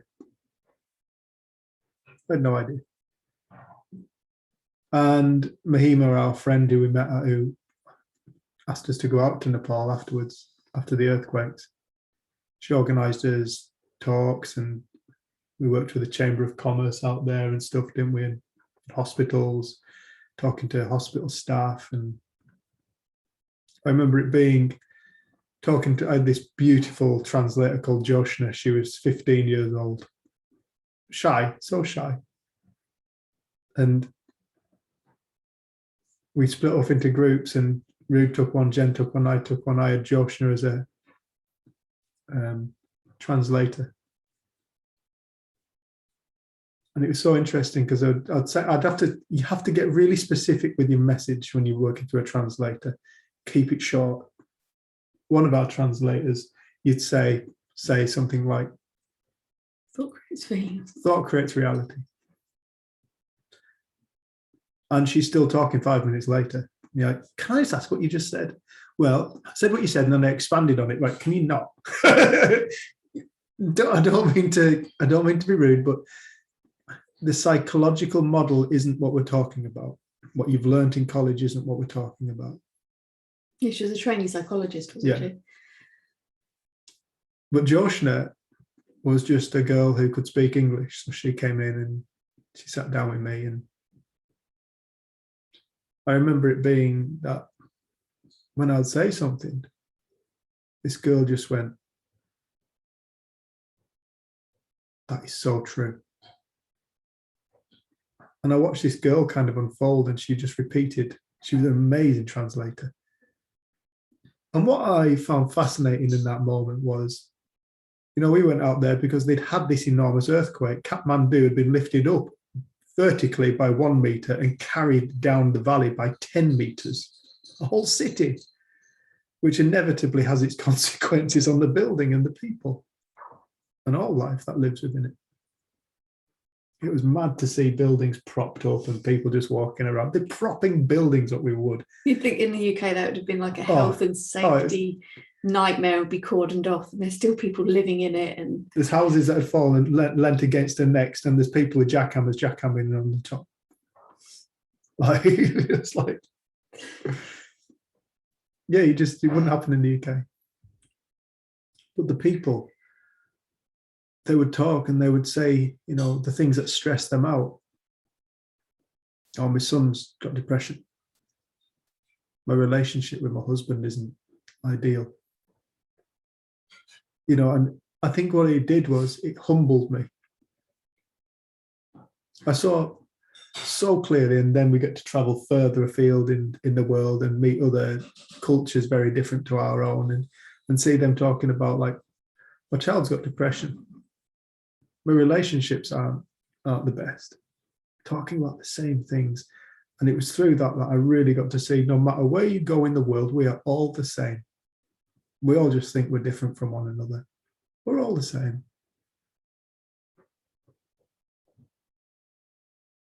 And then we got to go to this village just outside of Kathmandu, which was absolutely annihilated. And we're walking around this city and this village, we can't believe what we're seeing. Buildings just destroyed, and I mean, it was 2 weeks, was it a month after we went? 3 weeks after the first earthquake. Yeah. I mean, the ground was still moving, and in 3 weeks they'd cleaned a lot of these houses up into little tiny bricks, not like our bricks that are this big. These bricks are about that big by about that big, little tiny bricks. And they were all cleaned and stacked neatly inside the village area, ready to be reused. And I remember watching out of a house that had the bottom part section of the house had gone. So say this house, it was on 2 levels. The floor level the walls had disintegrated. So the top level is hanging down, hanging out. How the hell it was holding on the top floor, I have not got a clue. And it was hanging down because the lower walls had collapsed and it couldn't support it. And out of this house came 3 girls going to school in the whitest shirts I have ever seen in my life. And they came out and they were laughing. Little like plaits and things in my hair. They were gorgeous, weren't they? Holding, like Skipping across the stones that were laid out in the mud because it had just agitated the land and everything was muddy now. And skipped across these stones. They were laughing as they went to school. The village was destroyed and they were laughing. Carrying on with life in the present moment. We're here now. This is what we're doing. Let's go do it. And then I got to carry on.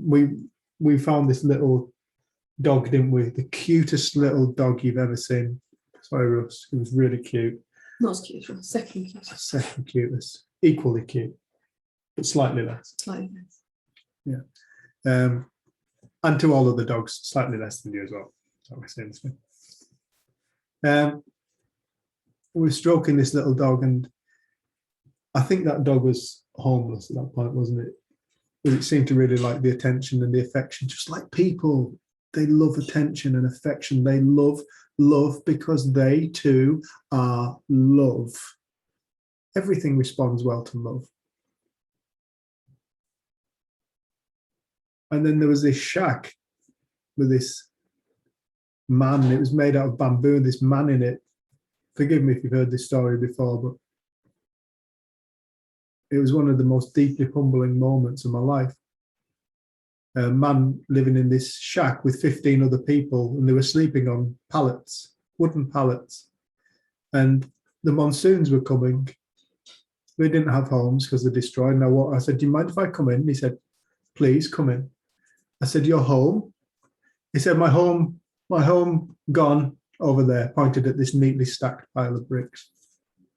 And before we went out to Nepal, where Dina and I live and Jen live, in Staveley, we've got the headquarters for the North Face, Merrill, Mammoth, Haglofts, big outdoor brands.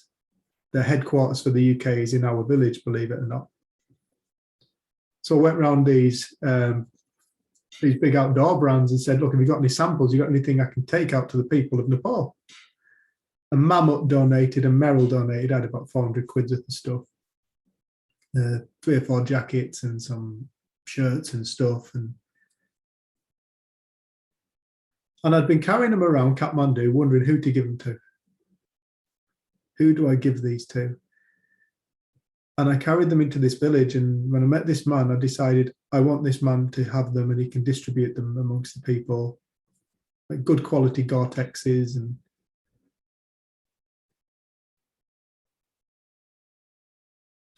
when I say 400 quid, it was trade value.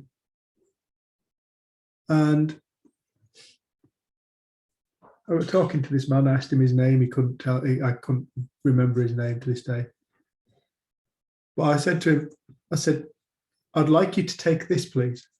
And I handed him this bag. And it was another one of these moments where people reject my kind offerings. And he just pushed it back.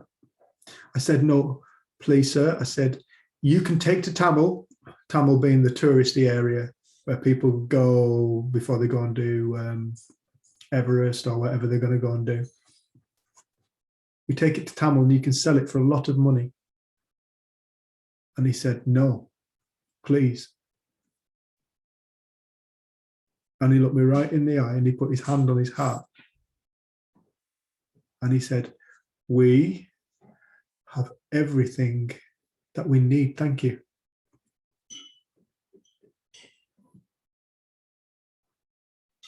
We had nothing in the physical. But when I looked in that man's eyes, when he said it, I knew he was telling the truth. They had everything they needed. And it was inside of them.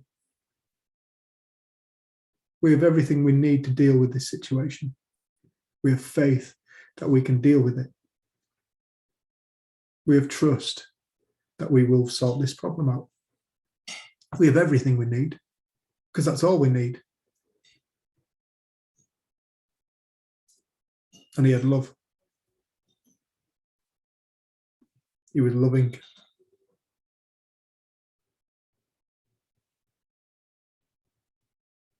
I went outside and I burst into tears. And I just remember hugging you. We stroked this little black dog together as I sat there and cried, because I'd met this man who had nothing, but he had everything. And I got to have my life put into a perspective again. How conditional am I for my well-being? How conditional am I for my happiness? How conditional am I for my faith? How conditional am I for my trust in life?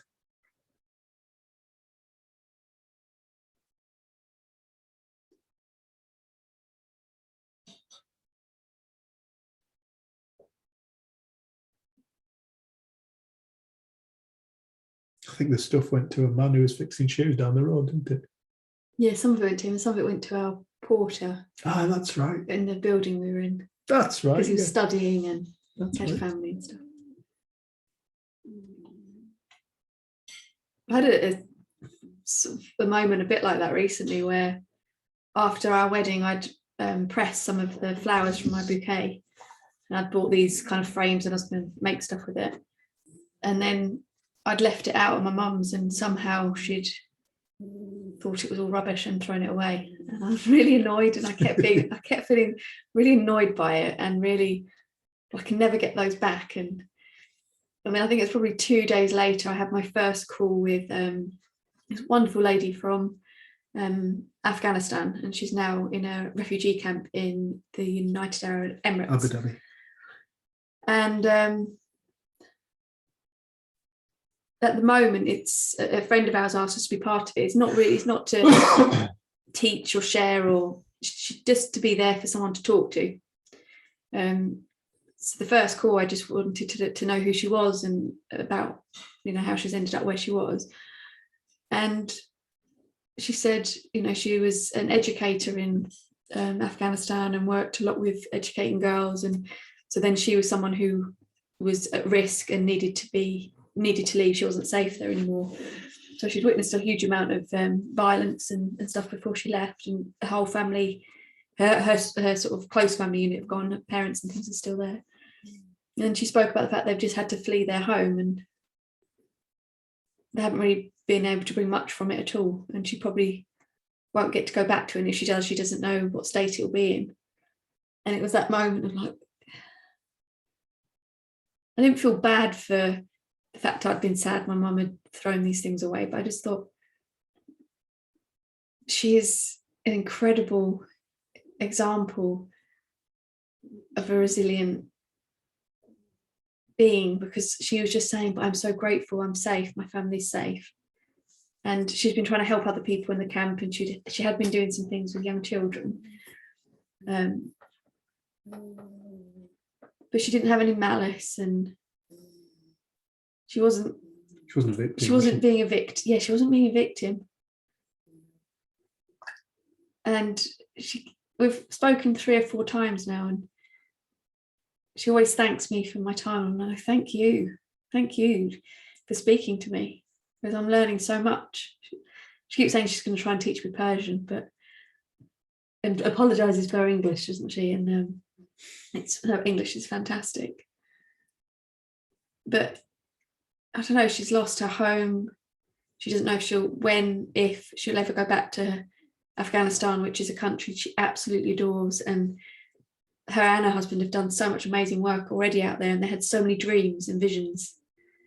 And she said she'd realised the first little bit of time when they got to Abu Dhabi was just grateful to be alive. And then she had gone through the experience of grief of the dreams that she'd had for what she was going to create in Afghanistan. And then what had come to her is, well, what can I offer? So then she started running classes for the children, and because none of them are in school or anything, they're just waiting in these camps to get relocated. And then she's already coming up with like inspirational ideas of how she might be able to make change, or how she might be able to take things back. And I don't know, I just saw somebody that has gone through just relief and gratitude, and then grief and sadness, and then in being inspired again. And we said, oh, is there anything we can help with? And she said, oh, there's a few things we really could do with what we need. And hopefully they got dropped off yesterday. Someone on Facebook, I put it out there, said, oh, we think we know someone who could drop some things off, really basic things. But I just saw that this is innate to us. She's never heard of the 3 principles, but life takes care of life. And she's all right.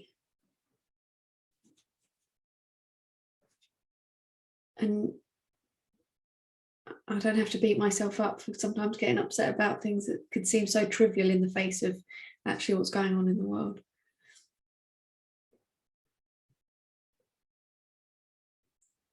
But perspective is an amazing thing.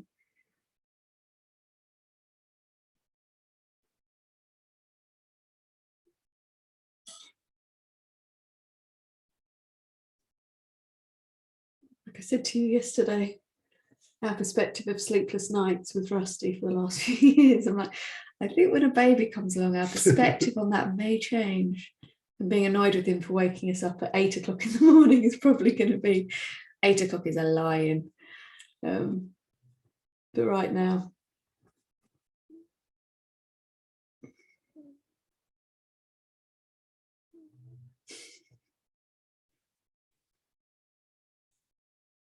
Where's Ange gone? Is Ange gone? Ange had a hand up earlier, but I think she didn't take a phone call. Does anybody else have anything they want to say? Anything, any reflections or anything? There you go. Now.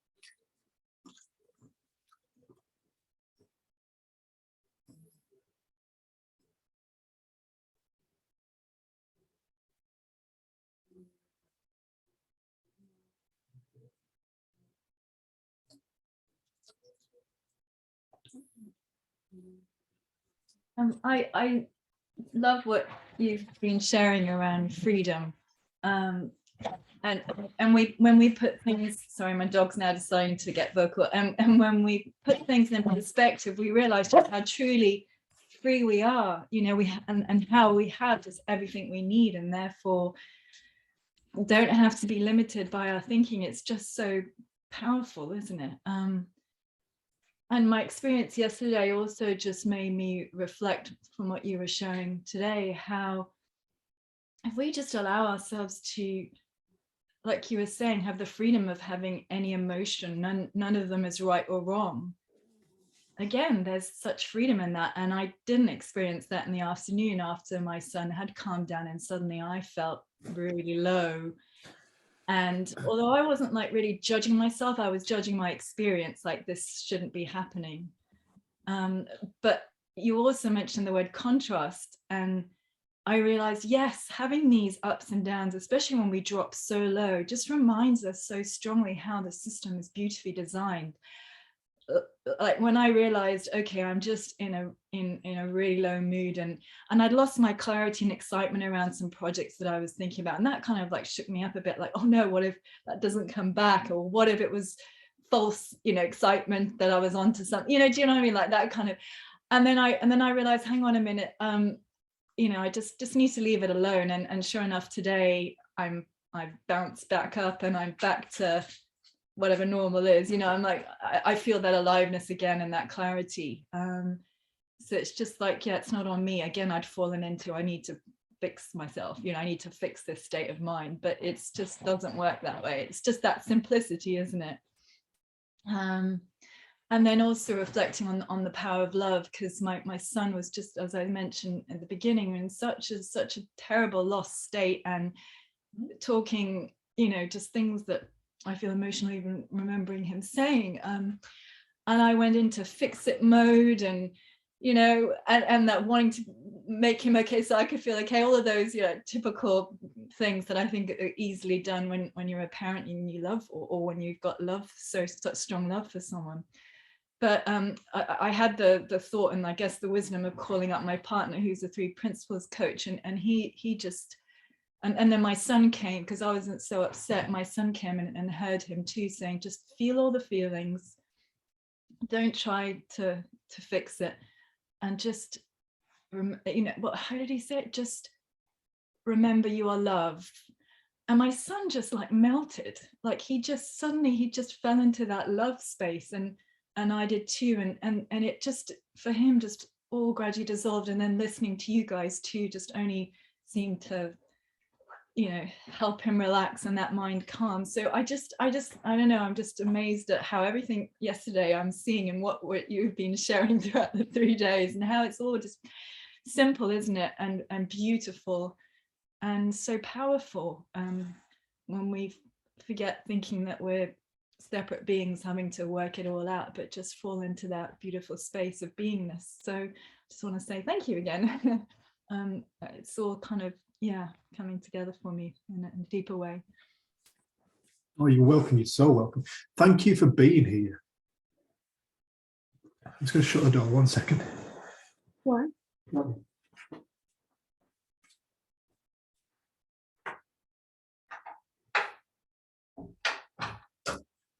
Must be able to hear things I can't hear.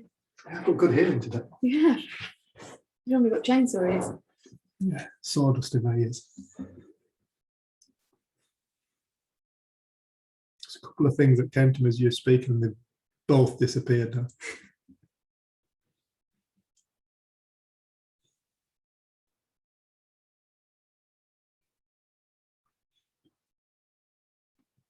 That's what we want people to find. We want people to find freedom. Like AJ stood in the middle of prison going, I'm free. These walls, these gates, and these fences are not my prison. My prison was my mind. I had imprisoned myself with my beliefs. I'd imprisoned myself with my perspectives of the world and people and myself. I'd imprisoned myself with my thoughts. Different ways to say the same thing. And we call it freedom thinking, our business. That came about because most of the good domain names were taken. And I really wanted it to have the word freedom in it.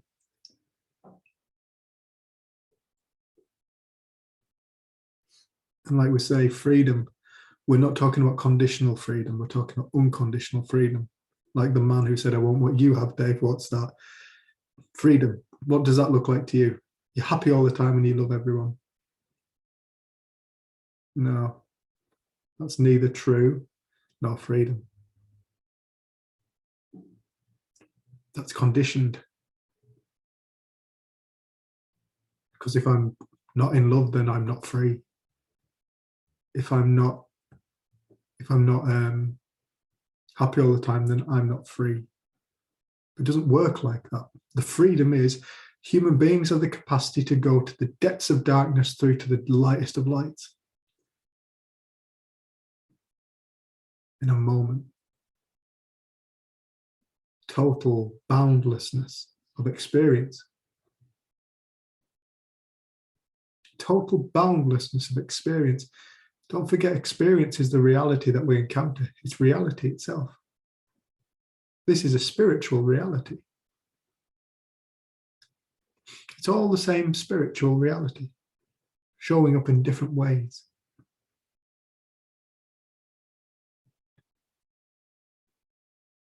Simplicity, total simplicity. We form our world through it. Our personal and our physical world through it. Through this magic, this magical, inexplicable stuff called thought, consciousness, mind, whatever you want to call it, God, source, It's all within our being.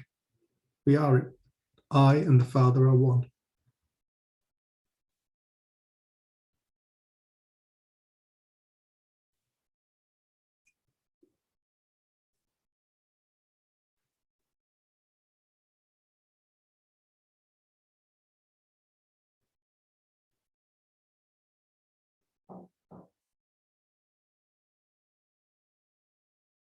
We're looking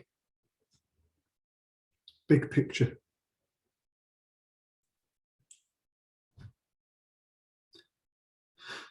There's a saying, the devil's in the details. Yeah.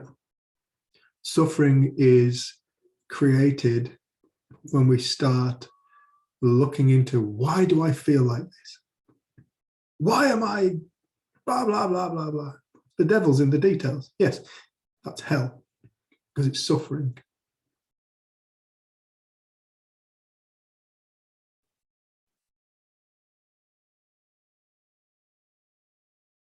Come out of the details. Openness is the least blasphemous word for God. Come out of the details. Feel the expanse. Feel the expansiveness when our mind comes out of the details. When we relax. When we relax back into just here and now.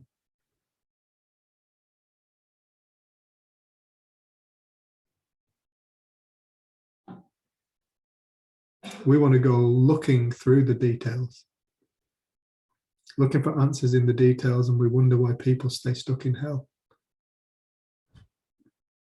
Because we're dancing with the devil.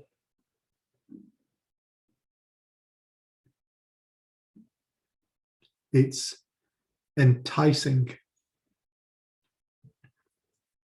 What is it, the word, especially in Catholicism, that the temptation, it's tempting. Temptation takes you to hell. Stay away from temptation in Catholicism. Yeah, it's tempting to go dancing with the devil because the devil's in the details. It's so compelling to go dancing with the devil in the details.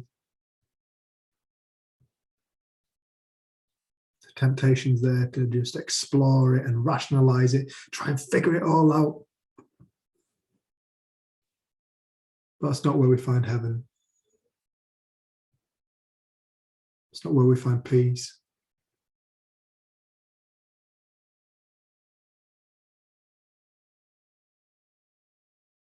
Peace is found in a quiet, is found in quiet, because peace is quiet. Again, not external quiet, not talking about, you can be in the middle of Euston Station, surrounded by hustle and bustle and busy people, and you can be in a still state of mind. Mahima, our friend who asked us to go out to Nepal, she found that state of mind during the first earthquake when buildings were collapsing around her. And what she said was, she'd picked up a book 2 years before at an airport, and she read a line. It was a 3 Principles book, and it said, 100% of experience is created from thought in the moment. That's all she read. Well, that's all she remembered. She said, I remember, thought I might buy that at some point. Put the book back down and got the floor. Hey, apart.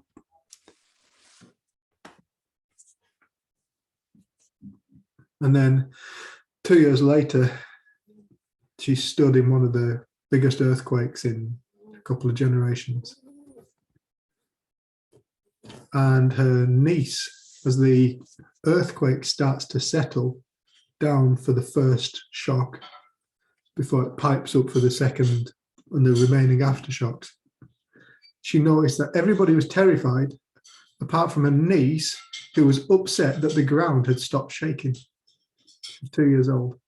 She enjoyed the ground shaking. She thought it was exciting. And she started to cry because the ground wasn't shaking anymore. And she saw that Mahima noticed that her and her niece were having totally different experiences of the same stimulus, the same event.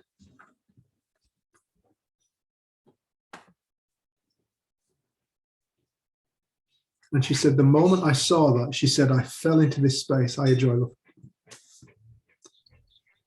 I enjoy love. She said, I fell into this space. And she said, this space was quiet and stillness. And she said, I knew what I needed to do. She said, I wasn't. She said, people were consumed with fear and worry and anguish. And she said, there were people running around and they'd lost all common sense. They were so lost up here, so lost in their minds. And she said, but I was stood in total sanity. And so she said, I went around all my neighbours. She said, and I organised their house. So when the next earthquakes come, they can get out. She said, I reorganised my whole house for my family. So when the next earthquakes come, we can get out quickly. She moved the bedding from upstairs to the middle floor, which is where the exit is. And she said something so beautiful. I remember her saying this. She said, it did something for people to be around me. She said it did something for people who were not in a good state of mind to be around somebody who was in a sound state of mind. They were attracted to me. They kept coming to me. They wanted to be with me. They wanted to speak to me.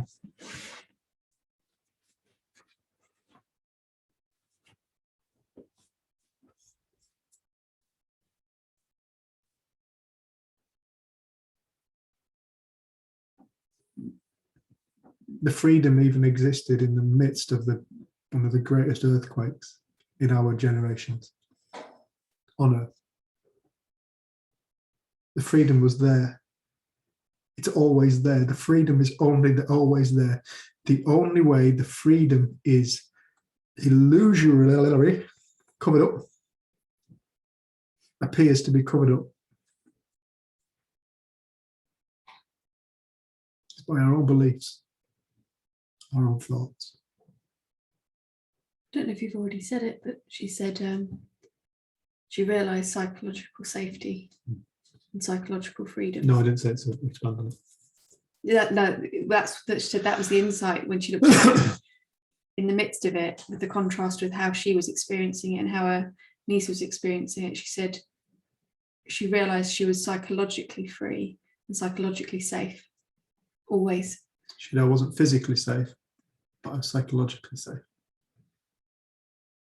I loved it because then she says about 3 weeks later she had a work issue and she got massively caught up and really pissed off, and she said then she got to experience the contrast of like, wow, if it was circumstance, you'd think a massive earthquake and losing loved ones and watching buildings collapse would be stressful, and she got to experience peace, and then some work thing happens and she's like totally stressed and totally overwhelmed. And she said it was just so amusing to her. She's a fantastic speaker. She totally baffles me. Like, she's so eloquent and articulate. Yeah. But she does like podcasts and things. She's a fantastic speaker. She's beautiful.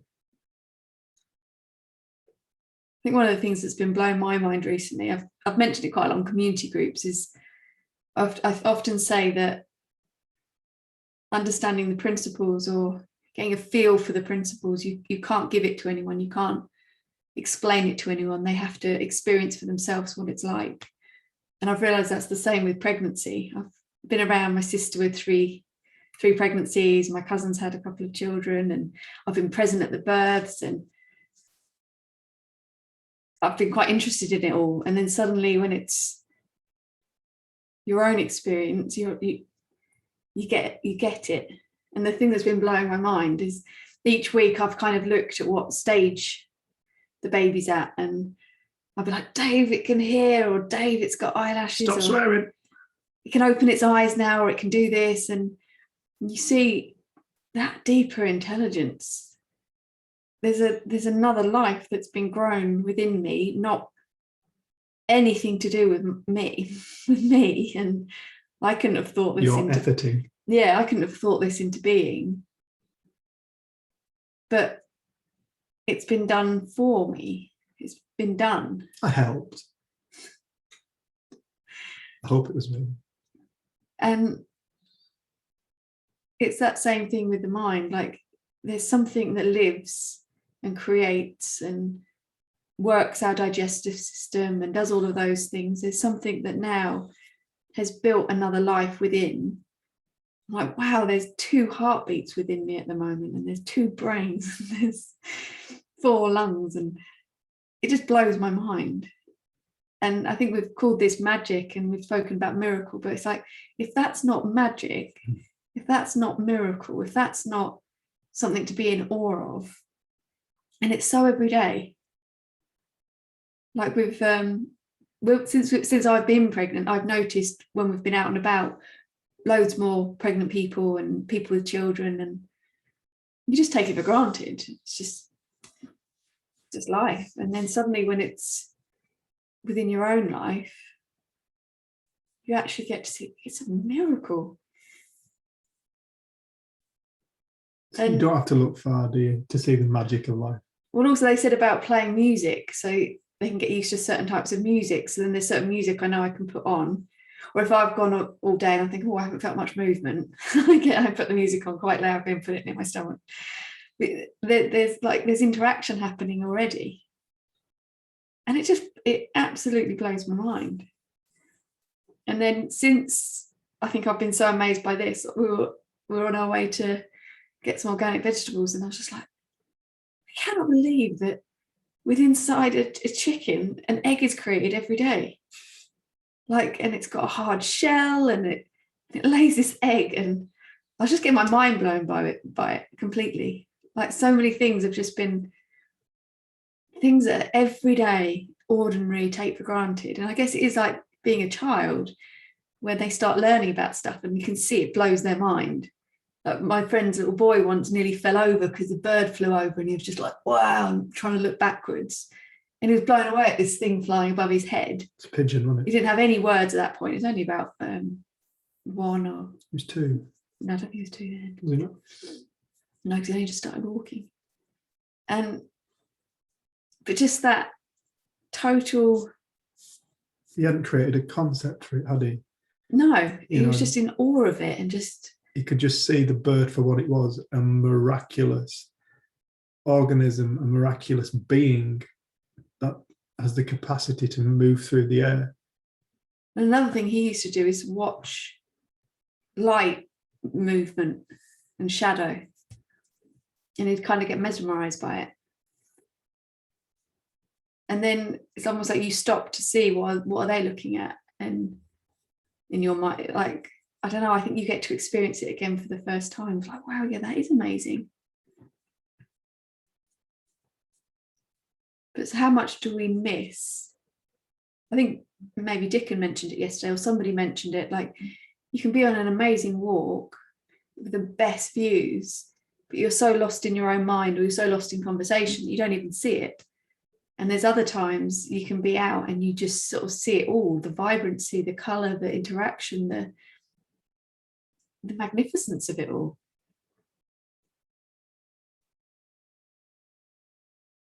And I think you start to realise, well, how much do we miss? What else is there? And I think they say that there's so much that we could take in, that we have to like filter it. But we've been working with people recently that have seen, like, started to almost have like psychic abilities and things, and I'm just like, I have no idea what's around us that I filter out and don't see. Yeah, it seems to be. What have we limited? And Seems to be a bit of a trend on the upward scale, is people coming having these, what we would perhaps previously dismiss as being psychotic events or something like that, or dismiss as being impossible psychic events. Somebody very close to us, a young lad very close to Jenny and I, came home and said, what have you been doing today? He said, oh, this, that, and the other. Oh, I spoke to grandma and granddad. Oh, right, okay, how? And assuming they were speaking about the alive grandma and granddad. And he said, no, I was speaking about my other grandma and granddad. He said, granddad, and he gave his name. And he said, but his friends used to call him, and he gave his nickname. He's 9 years old, this lad. And he said, and so the mum said, what did they say? Oh, nothing much, nothing really interested. They just wanted to say, tell dad that they're sorry for beating him when he was young. And a few other things, but they weren't really, it wasn't really anything interesting to say, was it? And I got to lie down with that kid because I'm interested in him.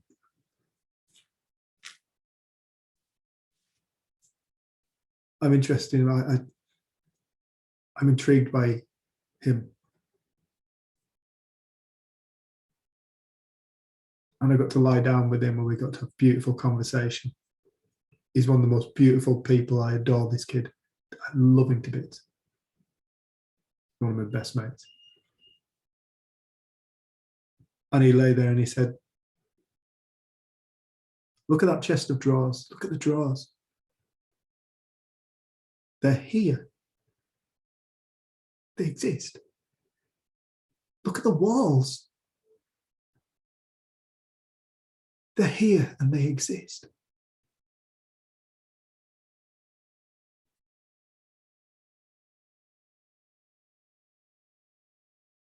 He wasn't sat in the I know everything camp.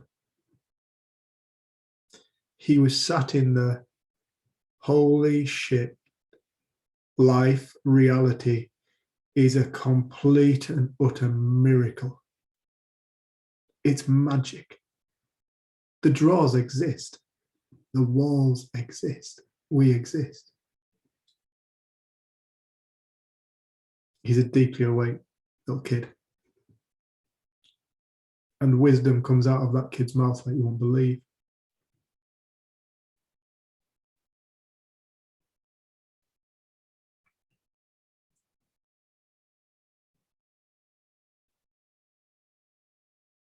It's the everyday magic. The everyday magic for the unwitting conjurer.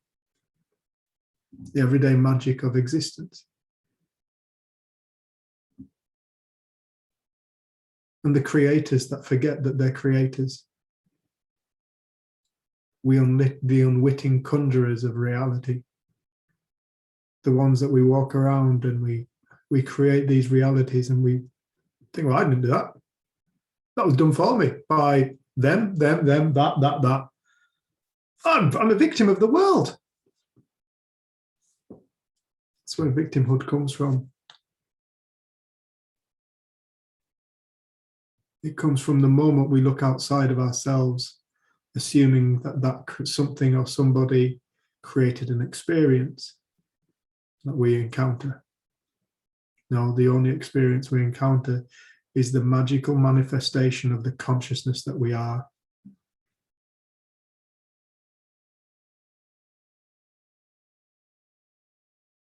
It's the magical expression of our own mind. Magical expression of thought.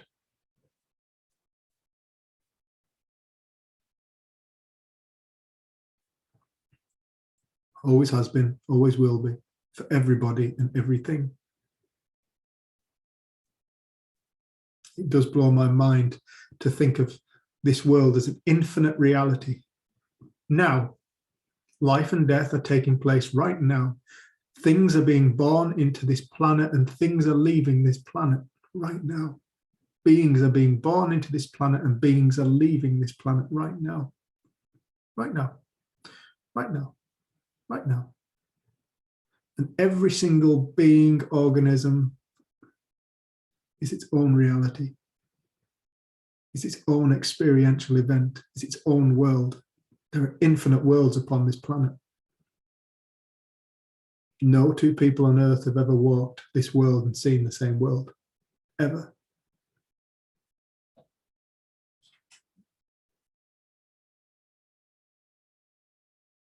That's why people disagree on things. Everybody who gets to see behind the scenes agrees on the same thing. It's perfect. It's love. It's total unity. It's unconditional. It's boundless. It's total freedom. It's inexplicable. They all agree on that. That's the true reality. The true reality is not what we encounter. The true reality exists before we even take a thought. The true reality exists before we experience anything. Because we are the true reality. We are the conjurer, unwittingly mistaking ourselves for our own magical show. Unwittingly mistaking other people for our own magical show. Mistaking this world for our own magical show. Life itself is magic. We are life. We are nature. Nature is magic. Nature is limitless potential. Nature always sorts itself out. Look at the Chernobyl.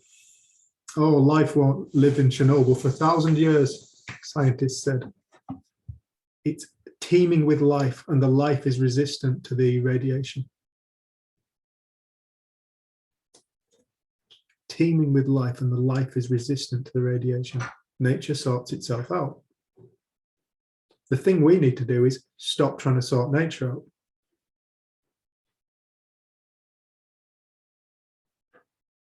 Nature is a far greater intelligence than ourselves. Than our ego, should I say. Than our intellects. It created us.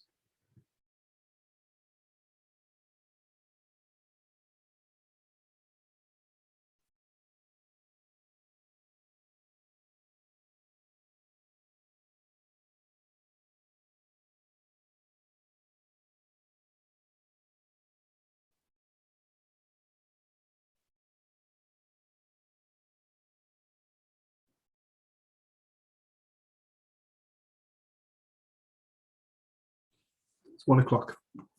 Let's have some lunch. Let's have a break. We're back at 2:30 this time. 2:30 in the UK time. An hour and a half to anybody who isn't in the UK. And we want to come back to more questions, reflections, and observations, if possible. I'm trying to hang on to lunch. I can. Yeah, they go. Thank you, everybody, for a beautiful morning. And thank you for sharing and contributing. And I'm going to be putting a link to the recordings on Facebook and things, but I normally we send out a newsletter, so if people are subscribed to our newsletter, I'll also send out the links because I'm going to put them on a page on our website, so they're all in one place, as well as the YouTube links. yeah, But they're all up on YouTube on the Freedom Thinking channel already. Yeah, and our website's freedomthinking.co.uk. .com, freedomthinking.com will take you to an Australian company or something, but ours is freedomthinking.co.uk, and on there you'll find how to sign up to our newsletter, and we've got shed loads of community groups that we do. Yeah, I've just added 9 more. So they're all someone that came across the principles and had watched every single video on our website within 2 weeks. And she said, have you got any more videos? And I was like, actually, I have got 9 more that I haven't put up yet. So I've added them all. You can't have done much over that 2 weeks. No, she said she's literally just like binge watched. Bloody hell, that gets boring. I know, we tell the same stories all the time. I'm like, how could you watch all of them? Yeah. Cool. Right, everyone. Loads of love. See you in an hour and a half. Mwah.